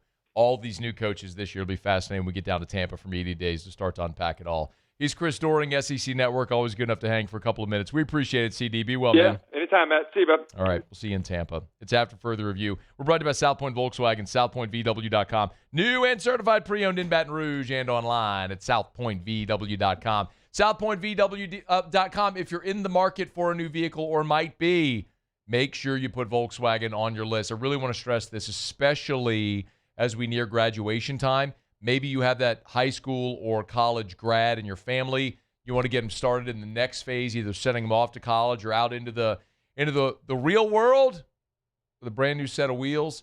Make sure you go shop South Point Volkswagen because they're Louisiana's largest volume Volkswagen dealer, so they got the best selection. And with Volkswagen, you get all the style, feel, performance of luxury without the cost. So they'll love the style and how fun they are to drive. You will love the safety features and the price. Just put Volkswagen on your list. Shop them today. SouthPointVW.com. South Point Volkswagen, what's your direction? It's been a really good show, fast-moving show. Glad you're hanging out with us here. Alvin Kamara was on Teron Armstead's podcast that dropped on Monday. And he talked about teaming with Travis Etienne. We're going to get to that in about 15 minutes after the top of the hour. Let me knock out a break, come back, and use to do Tigers and the Pros. It's AFR powered by Sunshine, your hometown John Deere dealer in Louisiana. AFR. I know I've mentioned this to you before, but when you go to Disney, they have perfected the customer experience when you go to Disney World. If a park employee, for example, if they see a child drop their ice cream cone, that park employee is supposed to go get a child a new ice cream cone. Nobody is allowed to have a bad time at Disney. Well, that customer service experience is sort of the beacon that drives Darren James every day. And you might think, we're comparing a realtor to Disney. It doesn't matter what the business is. If your core principle is make sure your customer has an unbelievable customer service experience, you're going to thrive.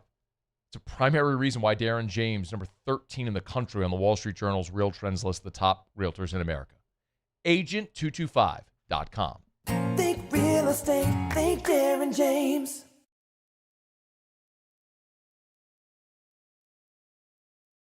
I'm Lawyer Locke Meredith. If you're battling an insurance company because of a wreck not your fault and they're not calling you back or being fair, whether you hire us at all, give us a call, 272-5555, or email Locke Meredith, Sean Fagan and Associates. You have nothing to lose. Hello, I'm Collins Meredith. If you've been injured on the job, you'll likely have a workers' compensation claim, but you may also have a tort claim, which opens up significant recovery rights not normally available for a work injury. If this is you, call us or come see us at Locke Meredith, Sean Fagan and Associates.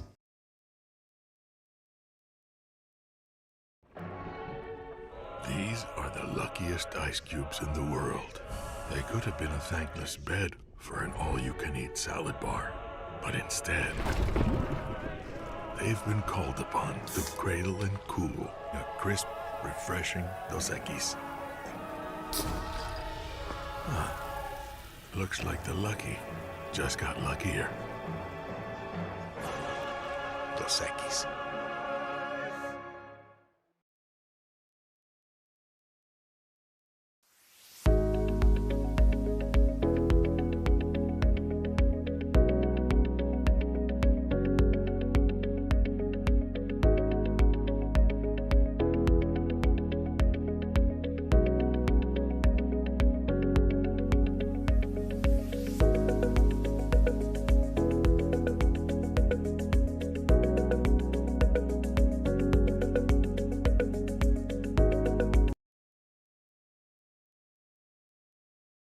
Championships are won with preparation, and so are great roofs. Coach is tough on us about preparation, and Parrish brings that same championship mindset. Do business with someone you know. Parrish Construction and Roofing. ParrishBuilt.com.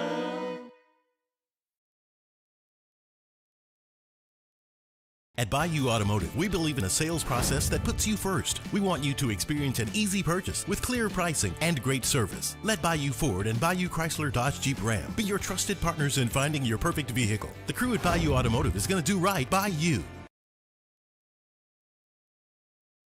Hey, it's Matt Moscona. Look, back pain can sideline you from the things you love. That's why I trust Dr. Kevin McCarthy and the team at the Spine Center of Louisiana. Dr. McCarthy doesn't just treat symptoms. He gets to the root of the problem. From advanced injection therapy to minimally invasive surgery, they've got the expertise to get you back in the game. With 5 locations across Louisiana, including right here in Baton Rouge, quality care is close to home. Call the Spine Center of Louisiana or visit spinela.com and tell them Matt sent you. Men, age is just a number. Don't let it dictate how you feel. Goodwood Men's Sexual Wellness has... After further review, powered by Sunshine, your hometown John Deere dealer in Louisiana. Wrapping up hour number 2, we are powered by Sunshine, your hometown John Deere dealer in Louisiana. Our friends over at Sunshine do want to offer a big, sincere, hearty shout out to all the kids over at LSU Ag who are graduating here this month. Good luck and congratulations from our friends at Sunshine, your hometown John Deere dealer in Louisiana. Muso Tigers in the pros. Tigers in the pros. They still bleed purple and gold. They're just really rich now. We'll begin with the NBA playoffs. Game number 1 of the Western Conference semifinals between the Timberwolves and the Spurs last night. Great basketball game. Naz Reid should have stayed 30 minutes off the bench for the victorious T-Wolves. 12 points, 9 rebounds. Really turned it up on the defensive end. It was a defensive slugfest. Wemby set a block record in the game as well. 5 of 8 for Naz from the floor, plus 15. T-Wolves got the win. Trendon Watford saw limited action in the game 1 of the East semis between the Sixers and the Knicks. 14 minutes, 5 points for Watford. Did grab a rebound and contribute an assist in that one. And, I mean, the Knicks just steamrolled yet another professional basketball team. They are a buzzsaw right now. Major League Baseball, Aaron Nola.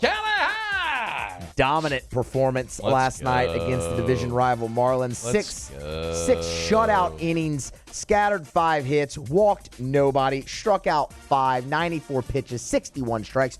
Win number 2 for Aaron Nola as the Phillies scored 1 run for him and won it 1-0. Let's go. Jaden Hill, 2/3 of an inning relief for the Rockies a night ago. Surrendered 1 hit, but then came around and punched out the next 2 hitters that he faced. 11 pitches, 8 strikes for Jaden Hill. Alex Bregman, 1 for 3 in the ballgame. Nope. No, you were doing so well. Claiming him. You can't do that. 1 for 3, a double, his 5th of the season. Also walked, came around to score in the ballgame as well, and the Cubbies got a close win. And then finally, Alex Lang, our guy, back on the Langer. He is our guy. Langer comes on all the time, man. Back on the bump for the hometown Royals. Shutout inning of relief. He got the 9th in a 6-2 victory. Just took 9 pitches, gave up a hit, but that was all. That's Tigers and Pros. Presented by Parish Restoration, parishrestoration.com. Kill mold, remove odor, other harmful pathogens. Patented non-toxic dry fog. So when I talk about it, remember, veteran-owned business, Jim Woodworth, Air Force vet, awesome dude. Career in recovery, remediation. He was there post 9/11 with the recovery effort, helped with the BP oil spill here, and now every day helps homeowners and business owners get rid of mold and other harmful pathogens. Patented non-toxic dry fog. Patented. Nobody else can do it. Non-toxic. Safe for your family, pets, plants. Dry fog. Dry. You don't have to worry about it ruining your furniture, your sheetrock, your carpet. It's a better, more efficient, more cost-effective way to get rid of mold and other harmful pathogens and odor. ParishRestoration.com, ParishRestoration.com. One more time, ParishRestoration.com.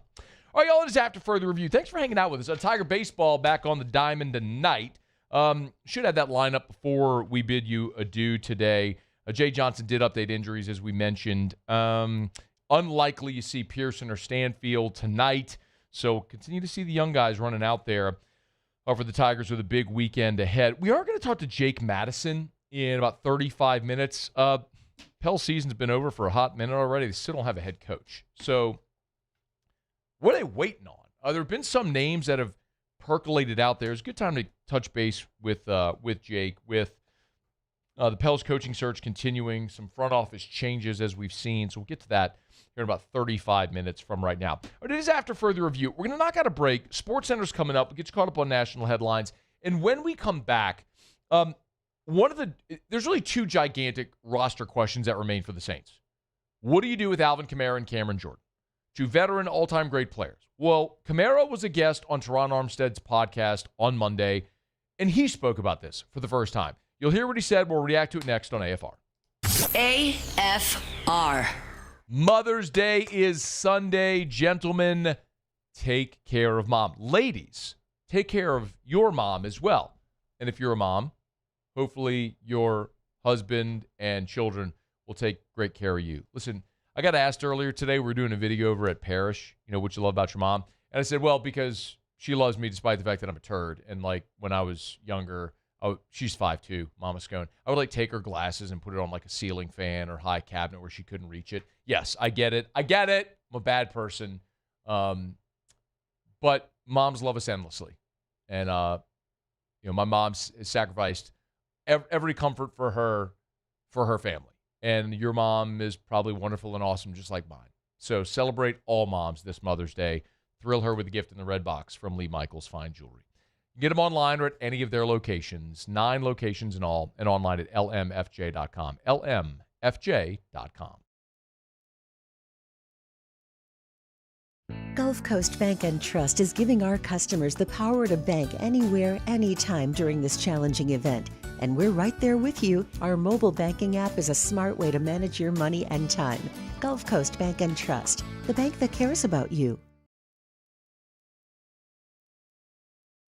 Transform your living space with Lacoste & Young Remodeling and take your home from outdated to outstanding. Redefine your kitchen for the ultimate culinary experience or elevate your daily routine with a spa-worthy bathroom retreat. Our skilled team brings 3D modeling to life to ensure your vision becomes a reality. We believe luxury should be accessible and offer tailored solutions to fit your budget without compromising quality. So contact us today for a free estimate. Lacoste & Young Remodeling, providing perfect solutions for your dream home. Every Raising Cane's chicken finger is marinated, battered by hand, and cooked to order to perfection. We don't have heat lamps, because when you make it right, you can taste it in every bite. Raising Cane's chicken fingers, one love. Hi, this is Beth Serena. Welcome to my pool.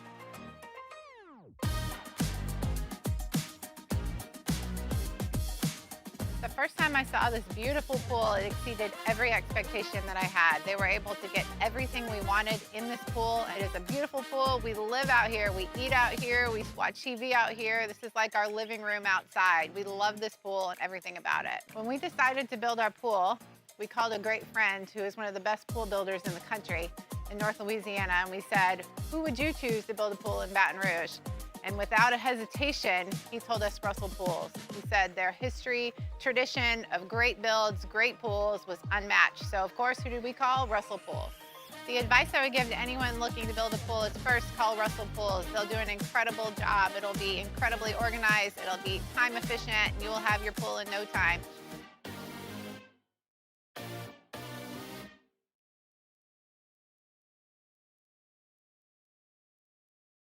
Hey, it's Matt Moscona. Look, back pain can sideline you from the things you love. That's why I trust Dr. Kevin McCarthy and the team at the Spine Center of Louisiana. Dr. McCarthy doesn't just treat symptoms. He gets to the root of the problem. From advanced injection therapy to minimally invasive surgery, they've got the expertise to get you back in the game. With 5 locations across Louisiana, including right here in Baton Rouge, quality care is close to home. Call the Spine Center of Louisiana or visit spinela.com and tell them Matt sent you.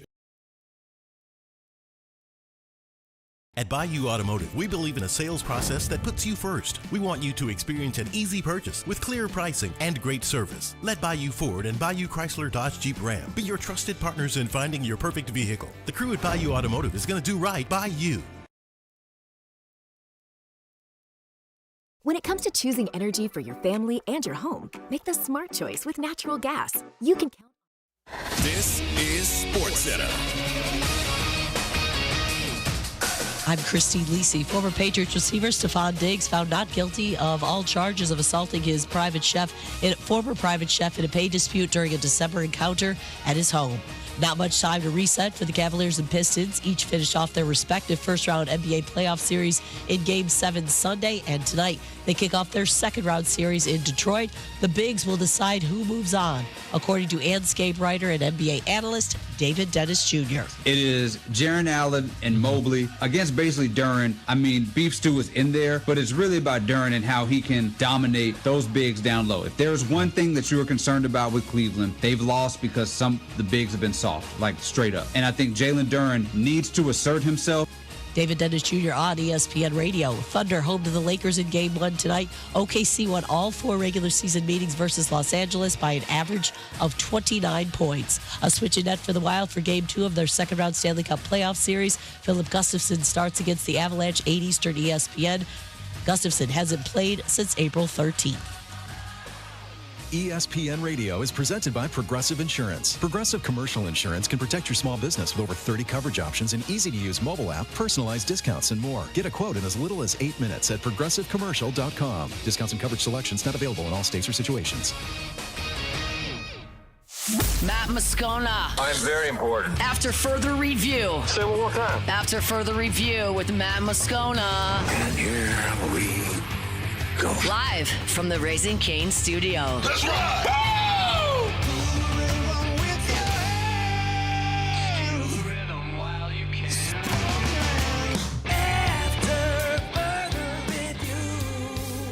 Hour 3. Off we go. Welcome aboard. Glad you're with us. AFR powered by Sunshine, your hometown John Deere dealer in Louisiana. I'm Matt. You're a loser, Matt! Shut up, kid. Paul O'Neill. They're chanting Paul O'Neill's name. Make it him, you so. And Mr. Toby Tom Play.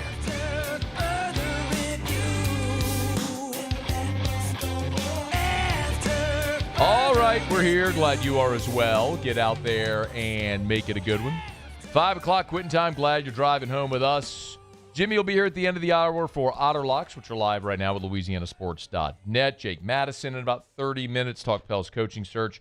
We will get a little deeper into what Will Wade had to say on John Rothstein's podcast, plus Jay Johnson previewing LSU Tulane coming up here in about 15 minutes from right now. The game starts here in about 90 minutes from first pitch. I think it's been a really good offseason for the New Orleans Saints. Surprisingly, they have behaved like a franchise with an adult in the room, like a competent organization. They have a young coach. They have a young centerpiece quarterback that they're trying to decipher if, in fact, he is going to be their franchise, and they are building necessarily around him to give him what he needs to find out. This is a discovery process. Okay. You flashed at the end of last season. Can you actually be the guy we think you can? Well, we're going to find out by giving you everything you need. Awesome. Let's go sign the best offensive guard in free agency. Here comes David Edwards. Boom. Let's go use the 8th pick on maybe the most dynamic receiver in the draft, Jordan Tyson. Here you go. I love what they've done. Got him help at tight end with Oscar Delp. I mean, you know the draft. Drafted 3 wide receivers. First time they've done that since 1989. They're committing right now to protecting Tyler Shuck and giving him weapons to throw to. Let's see how this looks. Love that. They've got, and meanwhile, they're also getting their cap in order, which is going to help them in future years continue to spend robustly in free agency. The biggest questions that remain are about Cam Jordan and Alvin Kamara and what their futures are. Cam Jordan remains an unsigned, unrestricted free agent, while the Saints have added edge rushers. We've talked plenty about that here on the show. And they went and added Travis Etienne and paid him $50 million in free agency, and meanwhile restructured Alvin Kamara's contract, which would seem to spell the end of Alvin Kamara's time in New Orleans. Kamara was a guest on Teron Armstead's podcast. It's called The Set with Teron Armstead. And they talked a good bit about the pairing of Kamara and Etienne. And Kamara kind of gave his reaction, number 3 if we could, Muse, his reaction to the Saints signing Travis Etienne. You know, I ain't into social media and all that. I don't do too much watching and stuff, but I think a lot of people be thinking it's like beef or something, like when moves like this happen, and it's like, man, I couldn't be happier. Like, 1, my boy got paid, and 2, like, man, there ain't nothing but some help in the backfield. Like, man, that's the name of the game. Shoot, you a dip. One person can't do it by themselves, so I'm cool. I'm cool with it, man. Whichever direction we can take it, I mean, I'm with it. You know what I'm saying? So I haven't had really a chance too much to talk to him, but, you know, definitely excited that he got a fleur-de-lis on his helmet. He got paid, and it's time to work. There is the component where he said one guy can't do it by himself, and you do need depth. That is true. However, it's not exactly an absolute that you have one bell cow and other guys just. I mean, Kellen Moore won a Super Bowl in Philadelphia with Saquon Barkley, and it's kind of all they needed when Saquon had an MVP caliber season. I don't think any of us expect Travis Etienne or Alvin Kamara to play at an MVP level, and I know there's kind of been this consistent point of view that Kamara was at his best when he had Mark Ingram. I think that's a narrative that's out there. As a matter of fact, they talked about that. If Kamara and Etienne can produce like Kamara and Ingram did in 2017, 2018. And I think that's what we're trying to find, man. You know, me and Mark set the bar, very high. And I think, that's what efficiency looks like on a very high level. So, man, I'm 100% for it. Like, if that's what direction we going in, I'm with it. I think we can get there. You know, Tutu my dog, so I ain't gonna say we gonna recreate that, but you know, we'll see. We got to get close. We got to reach for it. Here, I think, is the biggest misconception of the Kamara-Ingram pairing. That pairing greatly benefited Mark Ingram. When Alvin Kamara came into the league in 2017, Mark Ingram that year played in all 16 games, ran for 1,100 yards and 12 touchdowns. That was his career high. In his NFL career, a dozen years, Mark Ingram had 3 1,000-yard seasons. He did it in 2016, just barely eclipsing 1,000, 1,043. And then Kamara's rookie year, Ingram had 1,124 rushing yards and 12 touchdowns, which, by the way, was a career high. Had his career best season when Kamara was a rookie and came in and sort of supplemented. Kamara took so much attention off of Ingram and helped Ingram. And then they were only together one more year in 2018, and Ingram's numbers were cut in half. Now, he played in 12 games that year, but he went from 1,100 yards to 645. Kamara has always been consistent with or without Mark Ingram. He ran for 728 as a rookie, The next year, when Ingram's numbers were cut in half, Kamara ran for 883 and 14 touchdowns. And by the way, that's pretty much been consistent. You don't need to memorize this. There's not a test, but this is Kamara's rushing totals. 728, 883, 797, 932, 898, 897, 694. He only played in 13 games in 2023. 950, would have gone over 1,000 yards in 2024, but for the injury at the end of the season. And then this past year, 471 when he played in just 11 games. The point is, Kamara didn't need Mark Ingram. Ingram needed Kamara. Ingram left New Orleans, went to Baltimore, and his career basically ended his time in Baltimore. He goes to Baltimore. The first season there, ran for 1,018 yards, and after that was just Baltimore, Houston, back in New Orleans. His rushing totals were 299, 554, 294, 260, 233. Never had a 300-yard season again. He was done. Ingram benefited from Kamara. Kamara didn't need Ingram. My point in what we're seeing here is going to get Travis Etienne makes you younger at running back. They've made the financial investment there. And also restructuring Alvin Kamara's deal creatively the way they did gives New Orleans the open door to move on from Alvin. Alvin saying that he's happy to see Etienne there because they need depth and one person can't do it alone, I think is a little short-sighted.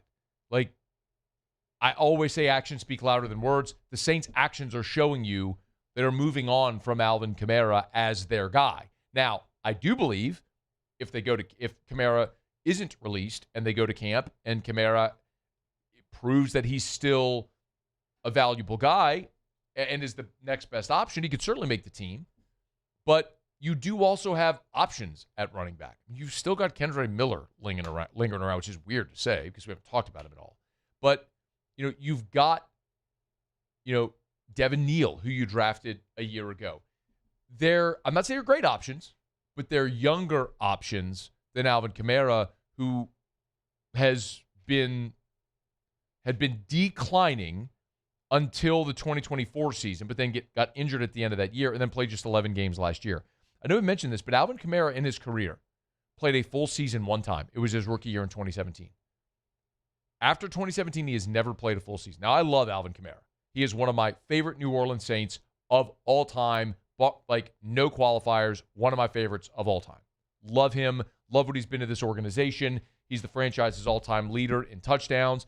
He's been a great ambassador for New Orleans, for the franchise, team guy, everything. I love Alvin Kamara. Would love for him to finish his career in New Orleans. I'm just looking at this going realistically, acknowledging the Saints' actions. It doesn't point to them investing in Kamara being back. We'll wait and see what that means. But Kamara, again, is saying all the right things. Can you play 4, please? He's saying all the right things because he's been a team guy his whole career. And this is part of the thing you love about Kamara. I've watched him in Jacksonville, these past couple of years. And, explosive. He hit home runs. He did it in college. Strong dude, seems smart. I'm excited to see what we could do together. Kamara's a great team guy. If in one off season you lose DeMario Davis, Cam Jordan, and Alvin Kamara, it's a gigantic leadership void, and you're going to ask new people to step up. Kamara's saying the right things. He wants to be back and expects to be back. Do the Saints want him back is the question that I think is still unresolved, and a lot of the evidence points to maybe not. All right, it's After Further Review. We're brought to you by the Williamson Eye Center, 924-2020, 924-2020, 924-2020. You want to see 2020? Call 924-2020, or you can always log on to williamsoneye.com, williamsoneye.com. There's this misconception that LASIK wears off. It's not true. LASIK changes the shape of your eye. I learned this because I had LASIK with Dr. Blake 8 years ago. But LASIK changes the shape of your eye, but it only addresses about 10% of your eye. So other parts of your eye can age, and you can have other refractive issues. The great thing about the Williamson Eye Center and the advances in ophthalmology is that no matter your age or refractive issue, there is a procedure that can help you see without contacts or glasses forever. So ditch the contacts and glasses. Schedule that consultation with Dr. Blake Williamson at 924-2020, 924-2020, 924-2020, or williamsoni.com. All right, y'all. Tuesday show's powered by Sunshine, your hometown John Deere dealer in Louisiana. Tuesday, LSU on the diamond, about an hour and 17 minutes from right now against Tulane. Jay Johnson previews that. Also, if you missed it, Will Wade was on John Rothstein's podcast, said the Tigers have 7 or 8 players right now. We opened the show with that. If you missed it, you can catch that on demand. But I want to dive into a little more of what Will Wade had to say on his first public comments since being hired at LSU a little more than a month ago. We'll get to that next on AFR. After further review. Not too late, y'all. It's not too late to call River City's 1 Hour Air and schedule your preseason AC tune-up. It's 81 degrees right now in Baton Rouge, and you know those triple-digit heat indexes are around the corner. It's unavoidable when you live in Louisiana. My friends at River City's 1 Hour Air are going to do right by you because they've done that for 4 decades. That's why they have more than double the amount of 5-star Google reviews. It's why I always sit here and read a lot of these, like this one from Huey Watson, who said, "My technician, Kevin Webb, was great. He was very thorough and professional. He explained everything to me and provided me all my options." I say that to you all the time. They're not going to force service upon you. They're going to give you a good, better, and best option, and you choose what's best for you, your family, your budget at that time. They do exceptional work at a fair price. It's River City's 1 Hour Air. 752-0001, 752-0001, 752-0001, where they're always on time or you don't pay a dime. It's not easy to be a champion. It's built from every swing, pitch, and game all season long. In the grind, the focus, and in the recovery. FMOL Health, Our Lady of the Lake experts, provide best-in-class care for our state's world-class athletes. Because it takes a champion to care for champions. I trust the lake to keep me at my best. From championship athletes to everyday champions, trusted care starts here.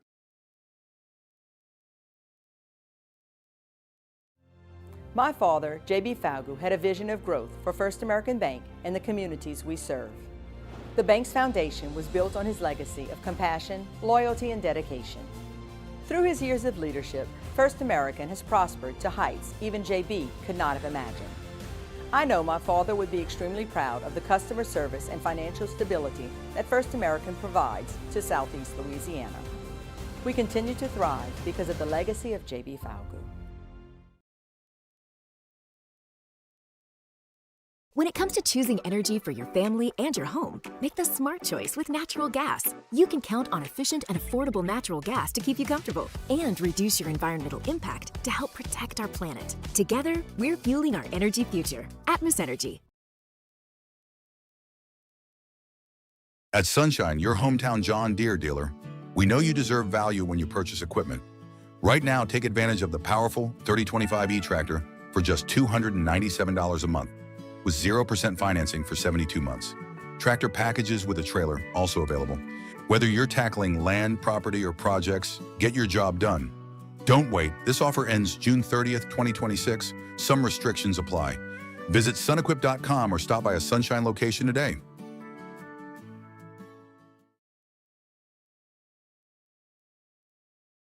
Hi, this is Beth Serena. Welcome to my pool.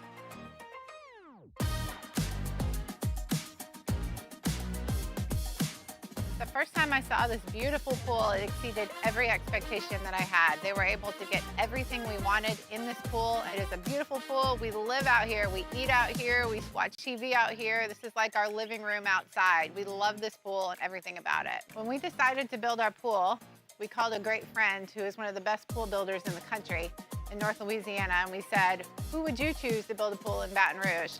And without a hesitation, he told us Russell Pools. He said their history, tradition of great builds, great pools was unmatched. So of course, who did we call? Russell Pools. The advice I would give to anyone looking to build a pool is first call Russell Pools. They'll do an incredible job. It'll be incredibly organized. It'll be time efficient, and you will have your pool in no time.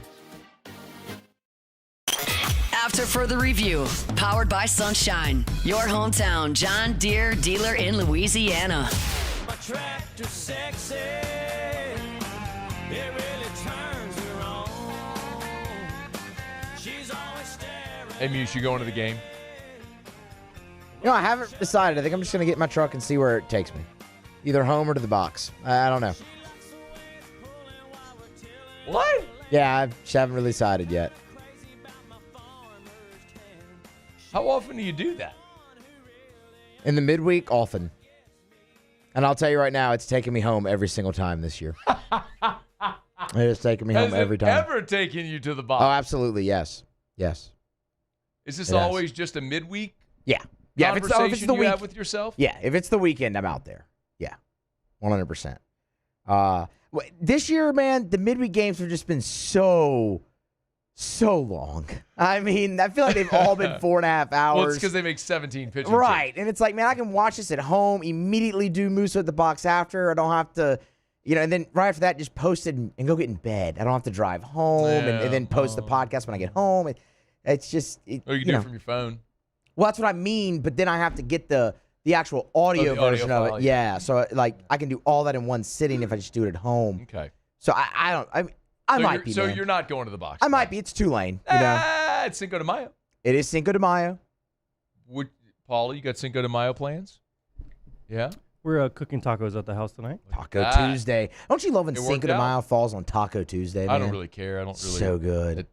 There was a time in my life when I cared about Cinco de Mayo. Meaning when I was in college and maybe shortly thereafter. Because when I was in college, Serrano's, like through the North Gates, right next to the Chimes in Varsity, which is no longer Serrano's. I don't even know what it is now. But that was the place that. You weren't in college when it was Serrano's? No, we didn't have Serrano's. So whatever that place is now, I think it maybe at one point was Barcadia. It's been a lot of different things. Yeah. But that spot right next. I think it's the Rev now. Sounds right. Yeah, I think so. Or if anything's open, I don't even know. Yeah. But anyway, that parking lot on the side, the driveway parking lot, they just threw a big block party, big stage in the back, band, indoor, outdoors. That's where everybody went. And then after college, I lived in Mid-City, and La Carreta right there on Government, which is still there, was a great spot. And then when Eric and I got married, we moved into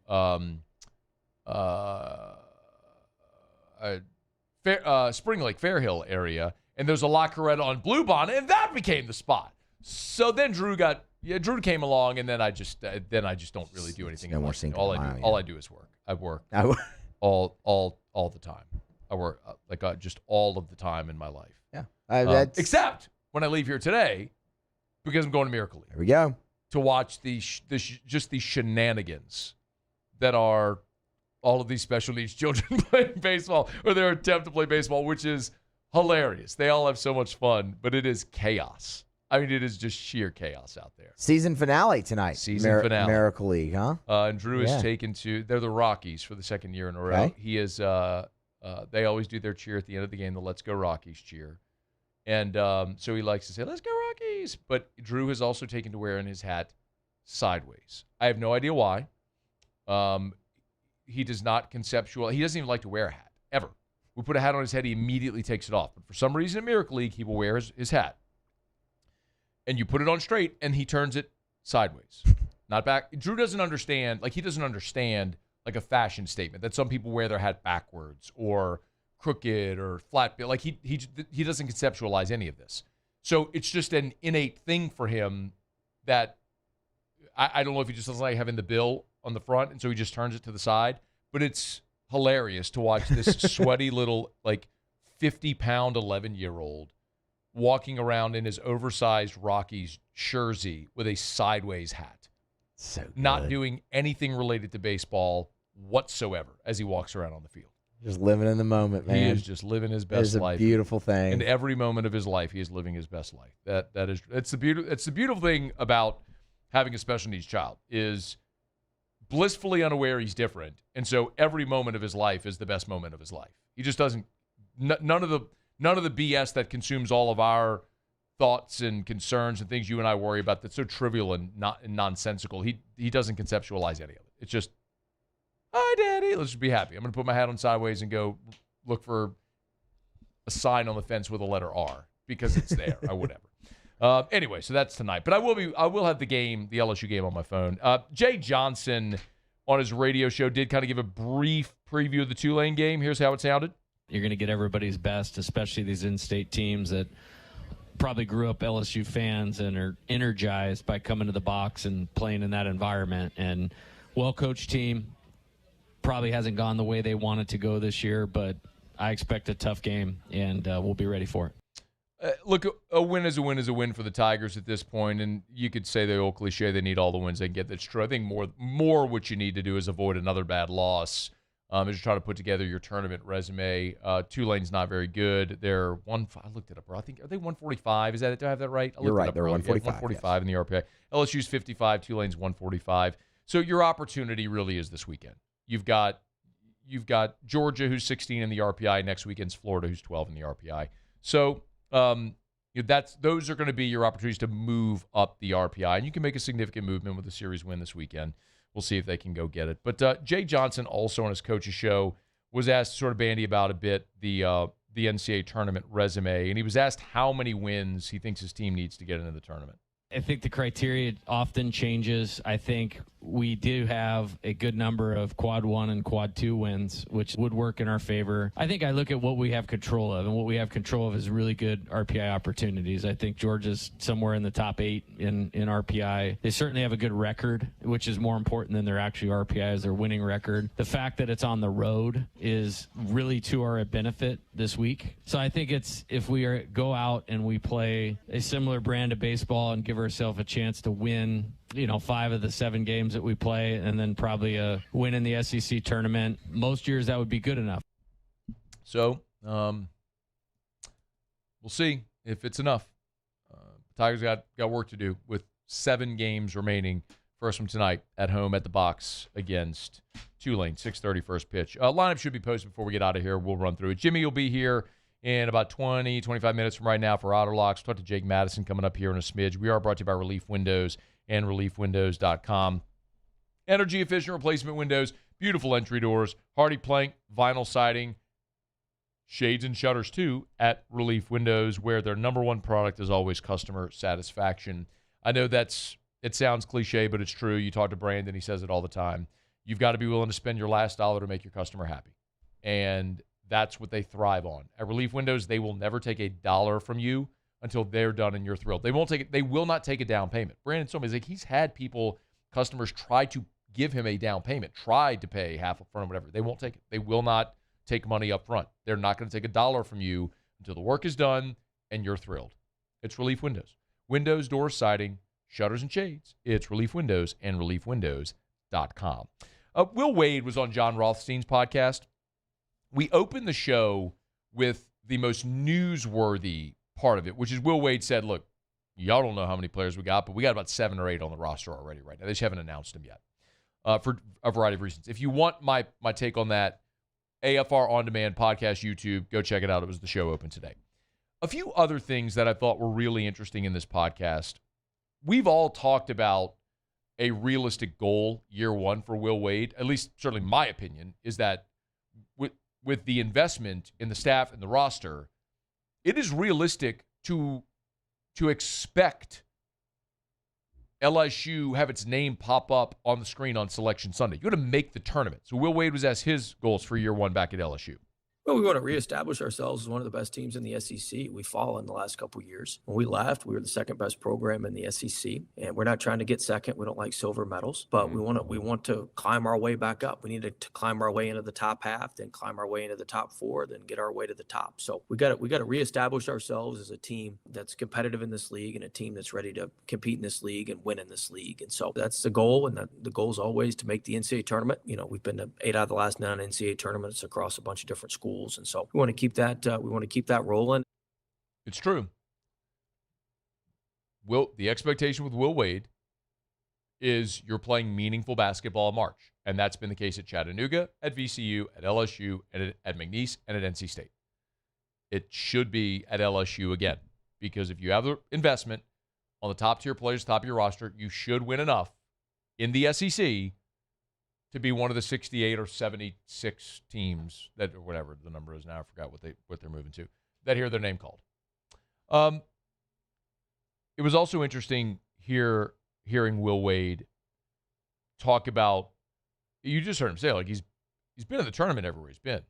So, What can you do at LSU that you couldn't do at NC State? How he answered it was interesting.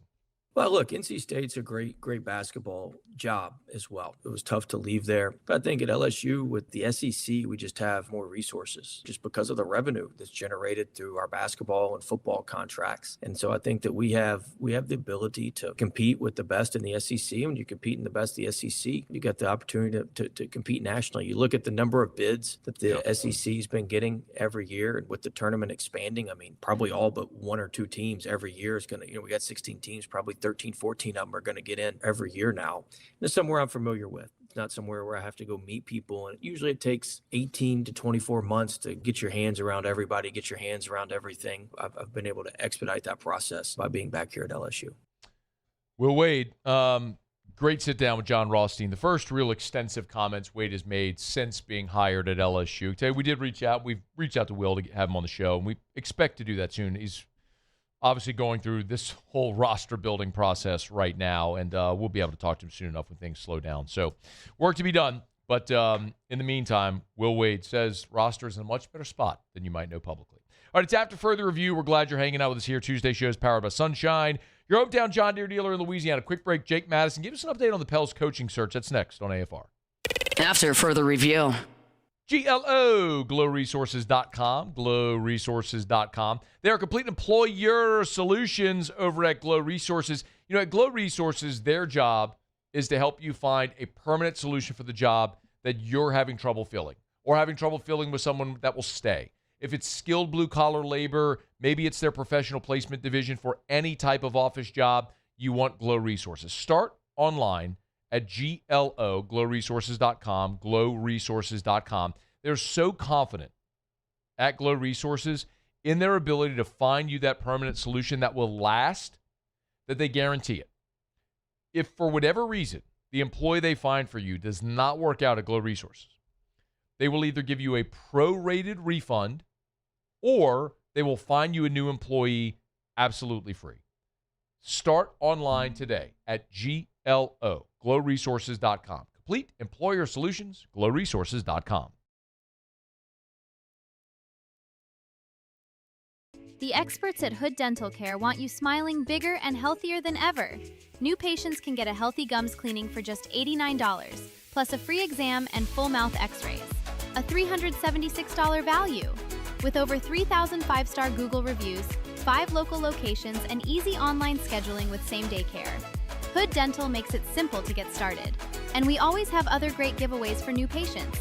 Check out hooddentalcare.com and schedule your appointment today.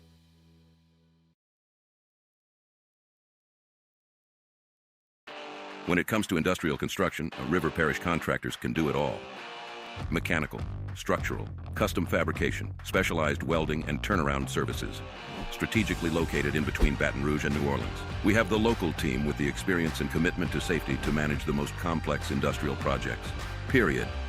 Here's the deal. Partnering with us means your project is delivered on time, on budget, and most important, safely.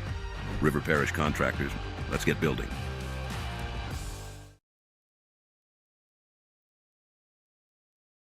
I'm lawyer Collins Locke Meredith. Among the most important factors to consider when you're hiring an injury attorney is trust. You trust your attorney will put your interest first, treat you with respect, fairness, and honesty. You trust them to be there for you when you need them. At Locke Meredith, Sean Fagan and Associates, thousands of clients have trusted us to represent them, and for good reasons. Please visit us at LockeMeredith.com to learn more, and whether you hire us at all, give us a call at 272-5555. You have nothing to lose. Gulf Coast Bank and Trust is giving our customers the power to bank anywhere, anytime during this challenging event. And we're right there with you. Our mobile banking app is a smart way to manage your money and time. Gulf Coast Bank and Trust, the bank that cares about you. At Bayou Automotive, we believe in a sales process that puts you first. We want you to experience an easy purchase with clear pricing and great service. Let Bayou Ford and Bayou Chrysler Dodge Jeep Ram be your trusted partners in finding your perfect vehicle. The crew at Bayou Automotive is going to do right by you.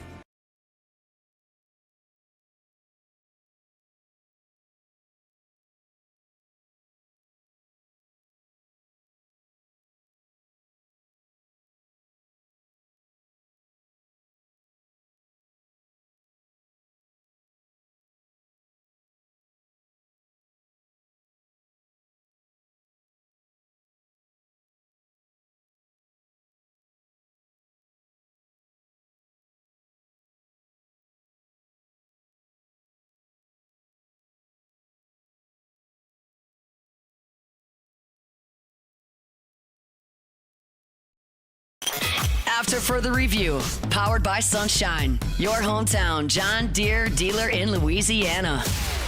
Well, she ain't into cars or pickup trucks, but if it runs like a deer, man, her eyes light up. She thinks my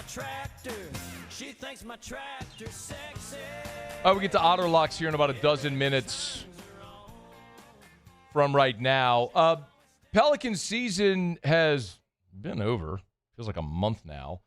And they still don't have a new head coach. So what's going on? Jake Madison joins us at NOLA Jake, locked on Pelicans. What's up, dude? Not too much. Happy to be on Talking Hoops here with you. Thanks, man. We appreciate it. Hey, catch us up, Jake, on what's real and what's not from when the season ended to now as far as names that have been bandied about. Yeah, I mean, you've heard the names that are in contention for this Pelicans head coaching job. And from what I understand, this is going to start to get wrapped up sooner rather than later. You know, you've heard former Lakers head coach Darvin Ham, who's currently an assistant coach with the Milwaukee Bucks. He's a name that has interviewed for the job. Steve Hetzel, an assistant with the Brooklyn Nets, has interviewed for the job as well. Jamal Mosley, fired literally yesterday by the Orlando Magic after losing a Game 7 in the playoffs. It's someone that they seem to have long had interest in as well and could kind of be a late addition to the mix here. And we've also heard of former Pelicans guard and, a former All-Star, All-NBA level player, Rajon Rondo, in the mix here. He's not currently an assistant coach. He's been around the Milwaukee Bucks in kind of like an advisory role to their former head coach, Doc Rivers. But he's a name that's kind of emerged as a little bit of a dark horse contender in this mix. I think those four are really the names to keep an eye on. I would be almost shocked at this point if anyone else really came into the mix. Okay. Your most recent episode of Locked on Pels focuses on Steve Hetzel, maybe as the leader. So let's walk through that, Jake. What would that look like? Why would it make sense? Yeah, he's a name that I've heard gain a lot of traction with this team over the past couple of days. And so that's why I did that show today on it, where it seems like maybe he's the front runner for this. And the Pelicans are doing a pretty good job of kind of keeping things under wraps right here. But you've got to look at the approach this team is trying to take. They're trying to thread a needle here. They're trying this two timelines approach where they want to be competitive and they want to make it into the playoffs and try and be a title contender this coming year. But they also have two rookies from last year, Jeremiah Fears, Derek Queen, who look like they can be franchise cornerstones. So you want to try and develop those players too. And, for both of those players, you saw them get dropped from starting roles, from heavy minutes, because they weren't helping the team win. So taking this two timeline approach at times is a little bit contradictory and not something that NBA teams tend to pull off really well. But when you look at Steve Hetzel, as someone who's been in the league as an assistant coach for almost 15 years now, right? Got his start with the San Antonio Spurs. Before that, as a video coordinator, has risen through the ranks, has interviewed for other head coaching jobs. Maybe he's the type of coach that's really going to help you kind of achieve those two timelines. He's known for player development. He's known for really connecting with young guys, getting them to buy in, coming up with individual plans to get the most out of these players and for them to grow their NBA careers and be impactful on a team's winning record. But he's also not necessarily, like a green first-time head coach. This is someone who's been in the league for a while. He's been the head coach for multiple teams in Summer League. He's been a head coach in the G League. So he's the type of guy that can lead your team and is going to maybe have a lesser learning curve, let's say, than a Rajon Rondo. Rondo has insane basketball IQ. We know that with him. We know he's probably ready to be a head coach too, just based off of that. But look, you're going to have rookie head coach mistakes, things with rotations, timeouts, adjustments, what have you. With Steve Hetzel, I think that's going to be minimized a little bit for this team. And so maybe that helps you with the player development and winning now and not potentially going to cost you games. Why would you say that you think Rondo is ready to be a head coach? From talking to a number of people around the league, he's just someone with just such a high basketball IQ that has always been able to relate to other players. In the year he was here in New Orleans, the way he would devour film and use that to teach guys like Anthony Davis, even Drew Holiday, established guys on the team, it really shocked them. And they've openly talked about how they learned a lot from Rondo in that 1 year. And that's not even him doing that full time, right? That's just him as a player trying to be prepared for a playoff opponent or your next Wednesday game or what have you. So I think him in a full coaching role, focusing only on that, not taking the time to take care of his body and doing what he needs to do, and just teaching others, seems to be a real gift that he has. And sometimes that comes really naturally to people. And for Rondo, that definitely seems to be the case. He's been around the Milwaukee Bucks as kind of an advisor, special assistant to Doc Rivers the past 2 years. So he's got some experience seeing exactly how the team is being run and probably making mental notes on what he would need to do. And there's a couple of stories that have come out even from a guy like Ryan Rollins, who really took a big leap forward for the Milwaukee Bucks this year. And he's credited Rondo and just spending time around him on team planes and in between games as a reason for that. So it seems like Rondo is one of those players that can kind of make the leap from being a former player with no assistant coaching experience to being a head coach. And you've seen a number of guys do that. Jason Kidd is a player that did that. You saw it with Steve Nash, even Steve Kerr too. When you see the guys that have done this, they tend to be those kind of like coach on the floor type of guys. It really is around point guards and guard-like players. You're seeing it with J.J. Redick right now. Those point guards are essentially coaches on the floor, organizing the team, making adjustments on the fly. This is not like football where your head coach is calling in plays or your coordinators are calling in plays on offense and defense. You have some set concepts you want to do, and it's up to your point guard in the moment to kind of organize everyone as play is ongoing. So those point guards tend to transition to being head coaches much easier than other positions would. Jake, where do you fall? Jake Madison's our guest, Locked on Pelicans at NOLA. Jake, where do you fall on the idea of an NBA retread or a first-time head coach? You know, I don't fall on either one, let's say. You know, what I'm looking for with this team is to just get the right guy. And I think this is a really unique position here. And I understand why a name like Darvin Ham, who was with the Lakers for 2 years before his tenure ended, is seen as a retread and just like an unsexy hire, not a hire that inspires a lot of confidence, right?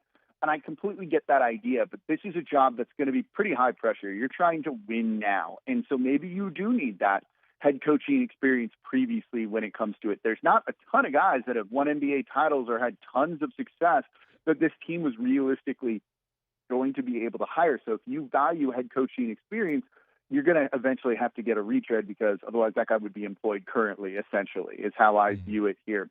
You know, with a young up-and-coming head coach, though, you know, they might have new ideas. You know, they kind of represent an unknown, and that can be exciting. What could they do? We don't know what their ceiling is, whereas you view a Darvin Ham, and you're like, yeah, I have an idea of what he could do. Same thing for, like, Jamal Mosley with the Orlando Magic.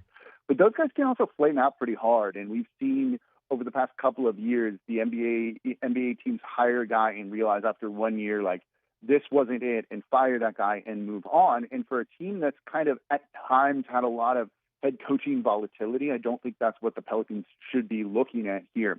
But the way I kind of view it is I want the smartest tactician mind, I think, for this Pelicans team. I want someone who knows how to deploy these players and use these players properly. There's a lot of talent here in New Orleans. They have just never really been able to figure out how to use all of that talent together successfully. And even on the current roster with Zion Williamson and then the rookie last year, Derek Queen, I don't think those two players fit together basically at all. And I think you're eventually going to need to make a choice of one or the other. But Joe Dumars in his end-of-season media availability said, like, I think they fit. I want to see these two try and work it out.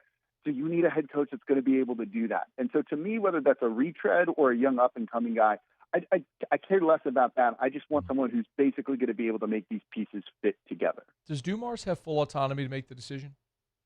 Yeah, I think he does. I think you're seeing him kind of remake this organization right now, and this shouldn't really be a big shock, right? They have more or less cleaned house, but it's a regime change. That's kind of what always happens here, and those clearing of houses, right, where you're restaffing departments basically from the ground up, always happen in the second year of a regime change. You need to keep some people from the previous regime in your first year just to keep some continuity as you head into the draft and free agency and all that.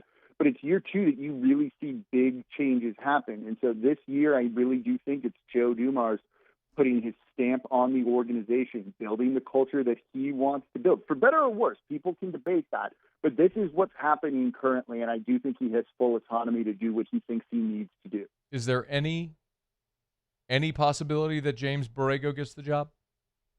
Yeah, I think there is. I think they have him in the running for, a very realistic reason. You heard it, the players' end of season media availability. They basically all spoke very highly of James Borrego. They all really seem to like him.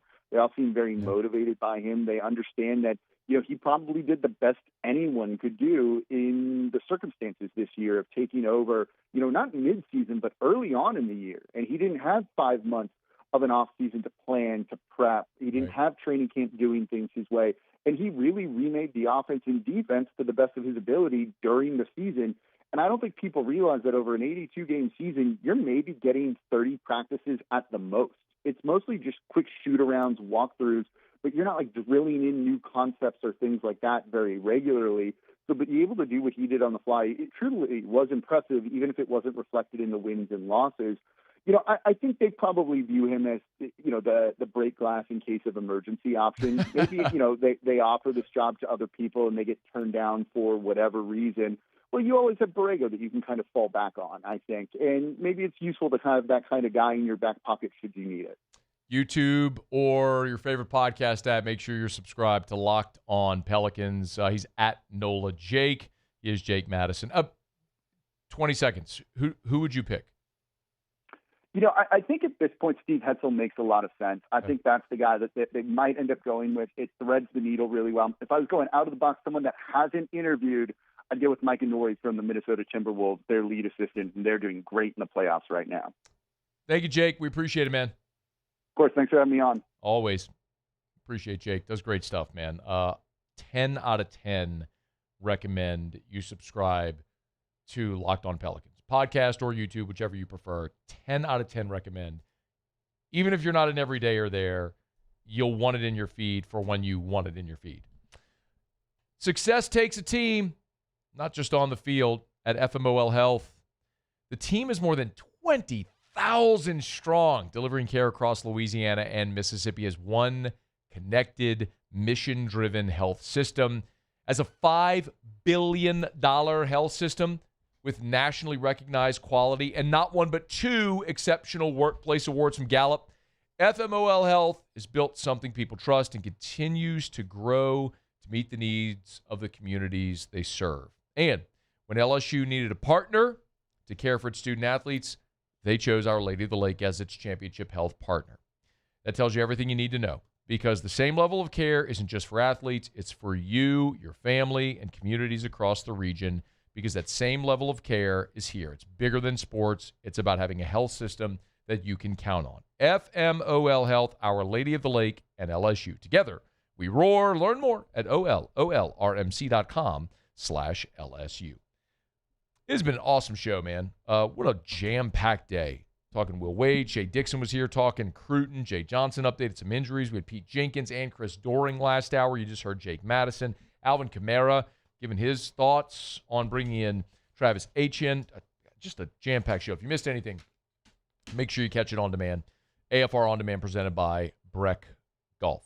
Final break. We'll come back. Jimmy will be here for Otterlocks. Picks are already live at louisianasports.net. If you want them, you can get them there. Stay here. It's AFR. AFR. Not sure what to get, Mom? I got an idea. Mother's Day Sunday, go to Clegg's Nursery. They got so many great options over at Clegg's. And if you're not sure what to get of all those great options, just get her a Clegg's gift card and let her go pick.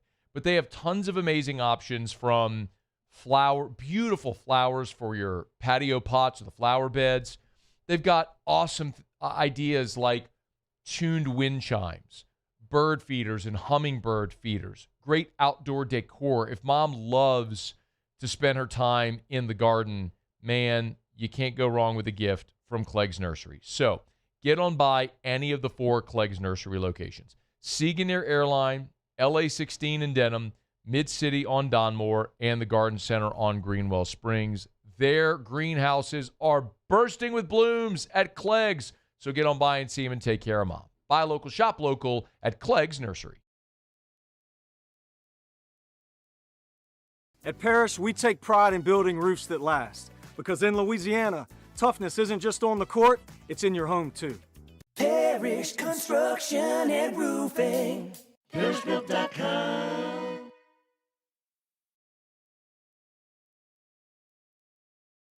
At Bayou Automotive, we believe in a sales process that puts you first. We want you to experience an easy purchase with clear pricing and great service. Let Bayou Ford and Bayou Chrysler Dodge Jeep Ram be your trusted partners in finding your perfect vehicle. The crew at Bayou Automotive is going to do right by you. It's not easy to be a champion. It's built from every swing, pitch, and game all season long. In the grind, the focus, and in the recovery. FMOL Health, Our Lady of the Lake experts provide best-in-class care for our state's world-class athletes. Because it takes a champion to care for champions. I trust the lake to keep me at my best. From championship athletes to everyday champions, trusted care starts here.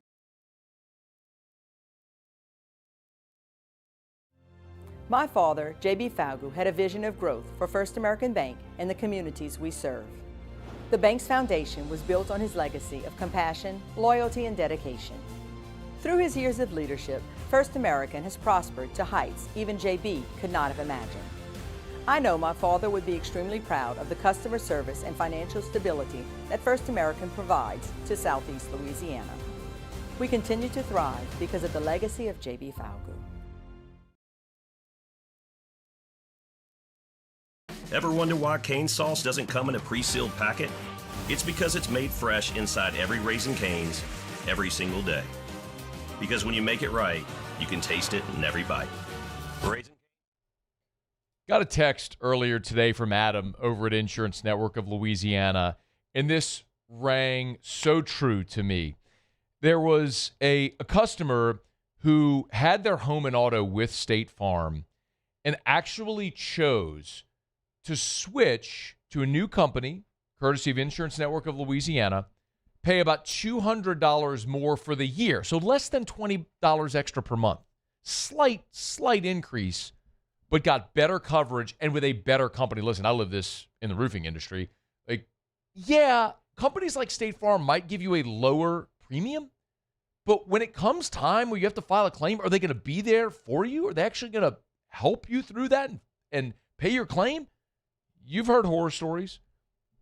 Service matters. You want Insurance Network of Louisiana. Let them shop. 293-0450, 293-0450, or lainsurance.net.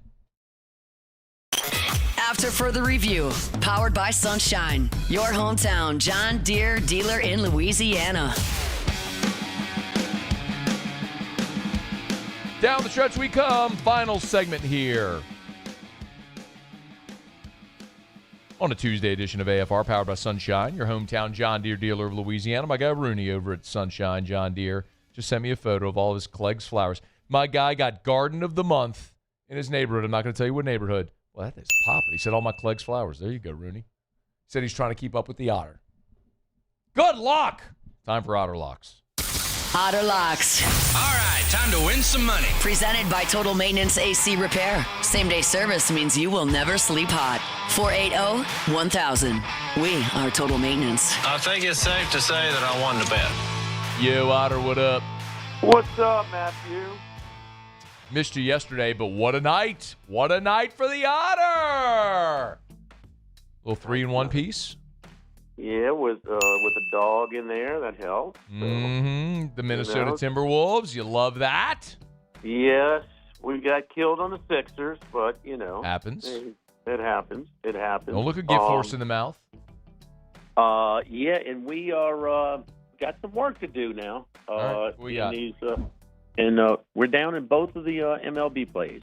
So an opportunity to jump on now with some much better prices. Okay. So Tampa Bay, you're well aware of the Yankees' run. They are the number one seed right now in the American League. But, the last 11 games, they have not gained any ground on the Tampa Bay Rays. They've both Tampa Bay has won 10 of 11 as well, and they have their best pitcher on the mound now. He's down 1-0 to Kevin Gausman in the Toronto Blue Jays, but in game he is plus 120. So we're gonna ride that Tampa Bay train with their best pitcher Rasmussen going tonight. Baltimore and Miami, Alcantara has been hit up for 3 runs already in the first inning. So you can take him at plus 300, now plus 280 as we speak right now to come back at a whole lot of baseball in that one. So I would still advise to play those. So okay, there you go. We're gonna the one NBA game. I'm stuck on Detroit. Did you not give Guardians? The website has Marlins Guardians. I did give out the Guardians. Okay, I did give out the Guardians. Okay. Yes. Yeah, Rays weren't on there. It was just Marlins Guardians. You know what? I did give the Rays, but I bet them. Okay. I did bet them. I really like them. Maybe I was trying to be a homer and not just say Kevin Dawson. So. I love it. Okay. All right. So Marlins Guardians, and if you want to take a swing in game with Tampa, go do it. Yeah, Guardians, Gavin Williams, their second best pitcher behind a rookie right now. So we're going to take them.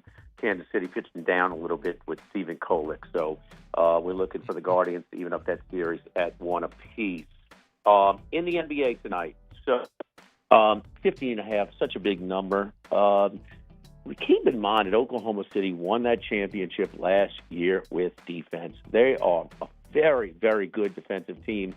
And certainly the Lakers' roster is 1 minute compromised remaining. scoring-wise. I think they're going to really. But here's the thing, Matt. If this thing gets to about like a 25, 30-point lead and the Lakers have like 50 points at the end of guard yourself a little bit with a hedge on their team total over. But we're going team total under 98.5 points. Reason is, in blowouts a lot of times, they can kind of get lax and the scoring goes up. So just keep in mind, this one could get ugly. Our buddy Ace Simonera laid that 15.5. Veteran handicappers don't look to lay 15.5 points in the playoffs often. So it could get ugly. So we're going to go under Lakers team total 98.5. All right, Otter, where are you tomorrow? We're at Mike Anderson's on Lee, just off of Nicholson. Very good. Good luck. Thank you. Okay, good luck. All right. That's Jimmy. Jimmy and Charlie every weekday, 11 to 1. All right, it's going to do it for us here. Tiger baseball tonight. We'll be back tomorrow at 3. Muse, Paulie, thanks. We'll see you tomorrow at 3. AFR. Sunday, Mother's Day. Do you have reservations yet? Supper Club is open Sunday for lunch for Mother's Day, 11 to 3. I might recommend, actually need to check with Chef Layton to see how many spots they have left, but they're open, limited seating. They're not normally open on Sunday, but they are opening at Supper Club on Sunday for Mother's Day for lunch, 11 to 3. So, supperclubbtr.com, supperclubbtr.com. I might recommend you run there right now to the website to book this reservation if you've not yet gotten a reservation for Mom for Mother's Day. Supperclubbtr.com. Full menu. Let my friends at Supper Club treat Mom like the queen she is with a beautiful Mother's Day lunch at Supper Club. Again, supperclubbtr.com for your reservations. Sunday, Mother's Day, 11 to 3, limited seating. Get it today. supperclubbtr.com. Jordan Faber here with some exciting news. Faber Automotive has officially arrived. We're proud to introduce your new hometown dealership, Faber Chevrolet GMC. That means more inventory, better deals, and the same great local team. Now backed by the trusted Faber family name. Whether you're shopping or servicing, you'll feel the difference from day one. Allow us the opportunity to earn your business. Fabry Chevrolet GMC. Visit us in St. Francisville or online at FabryChevrolet.com.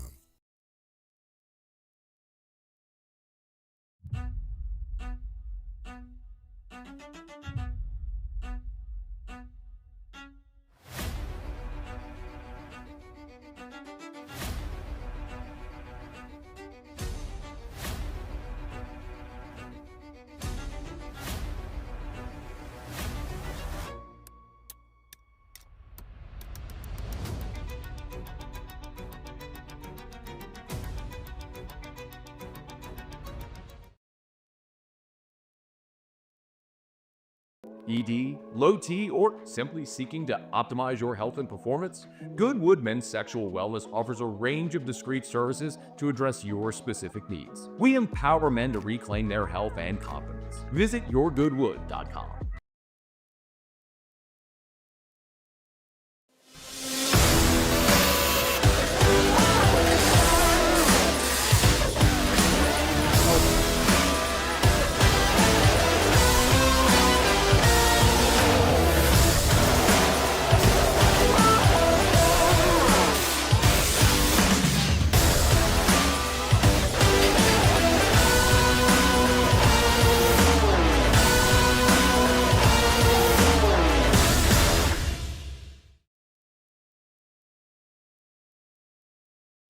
Looking for cleaner energy? Propane is energy for everyone. Propane water heaters are very cost efficient, and the savings are even greater with a tankless propane water heater. We all know that Louisiana propane is a safe and environmentally friendly fuel. So why not go green while you save some green? I'm Miss Louisiana, Gabrielle McLeod, and for more information, visit louisianapropane.com.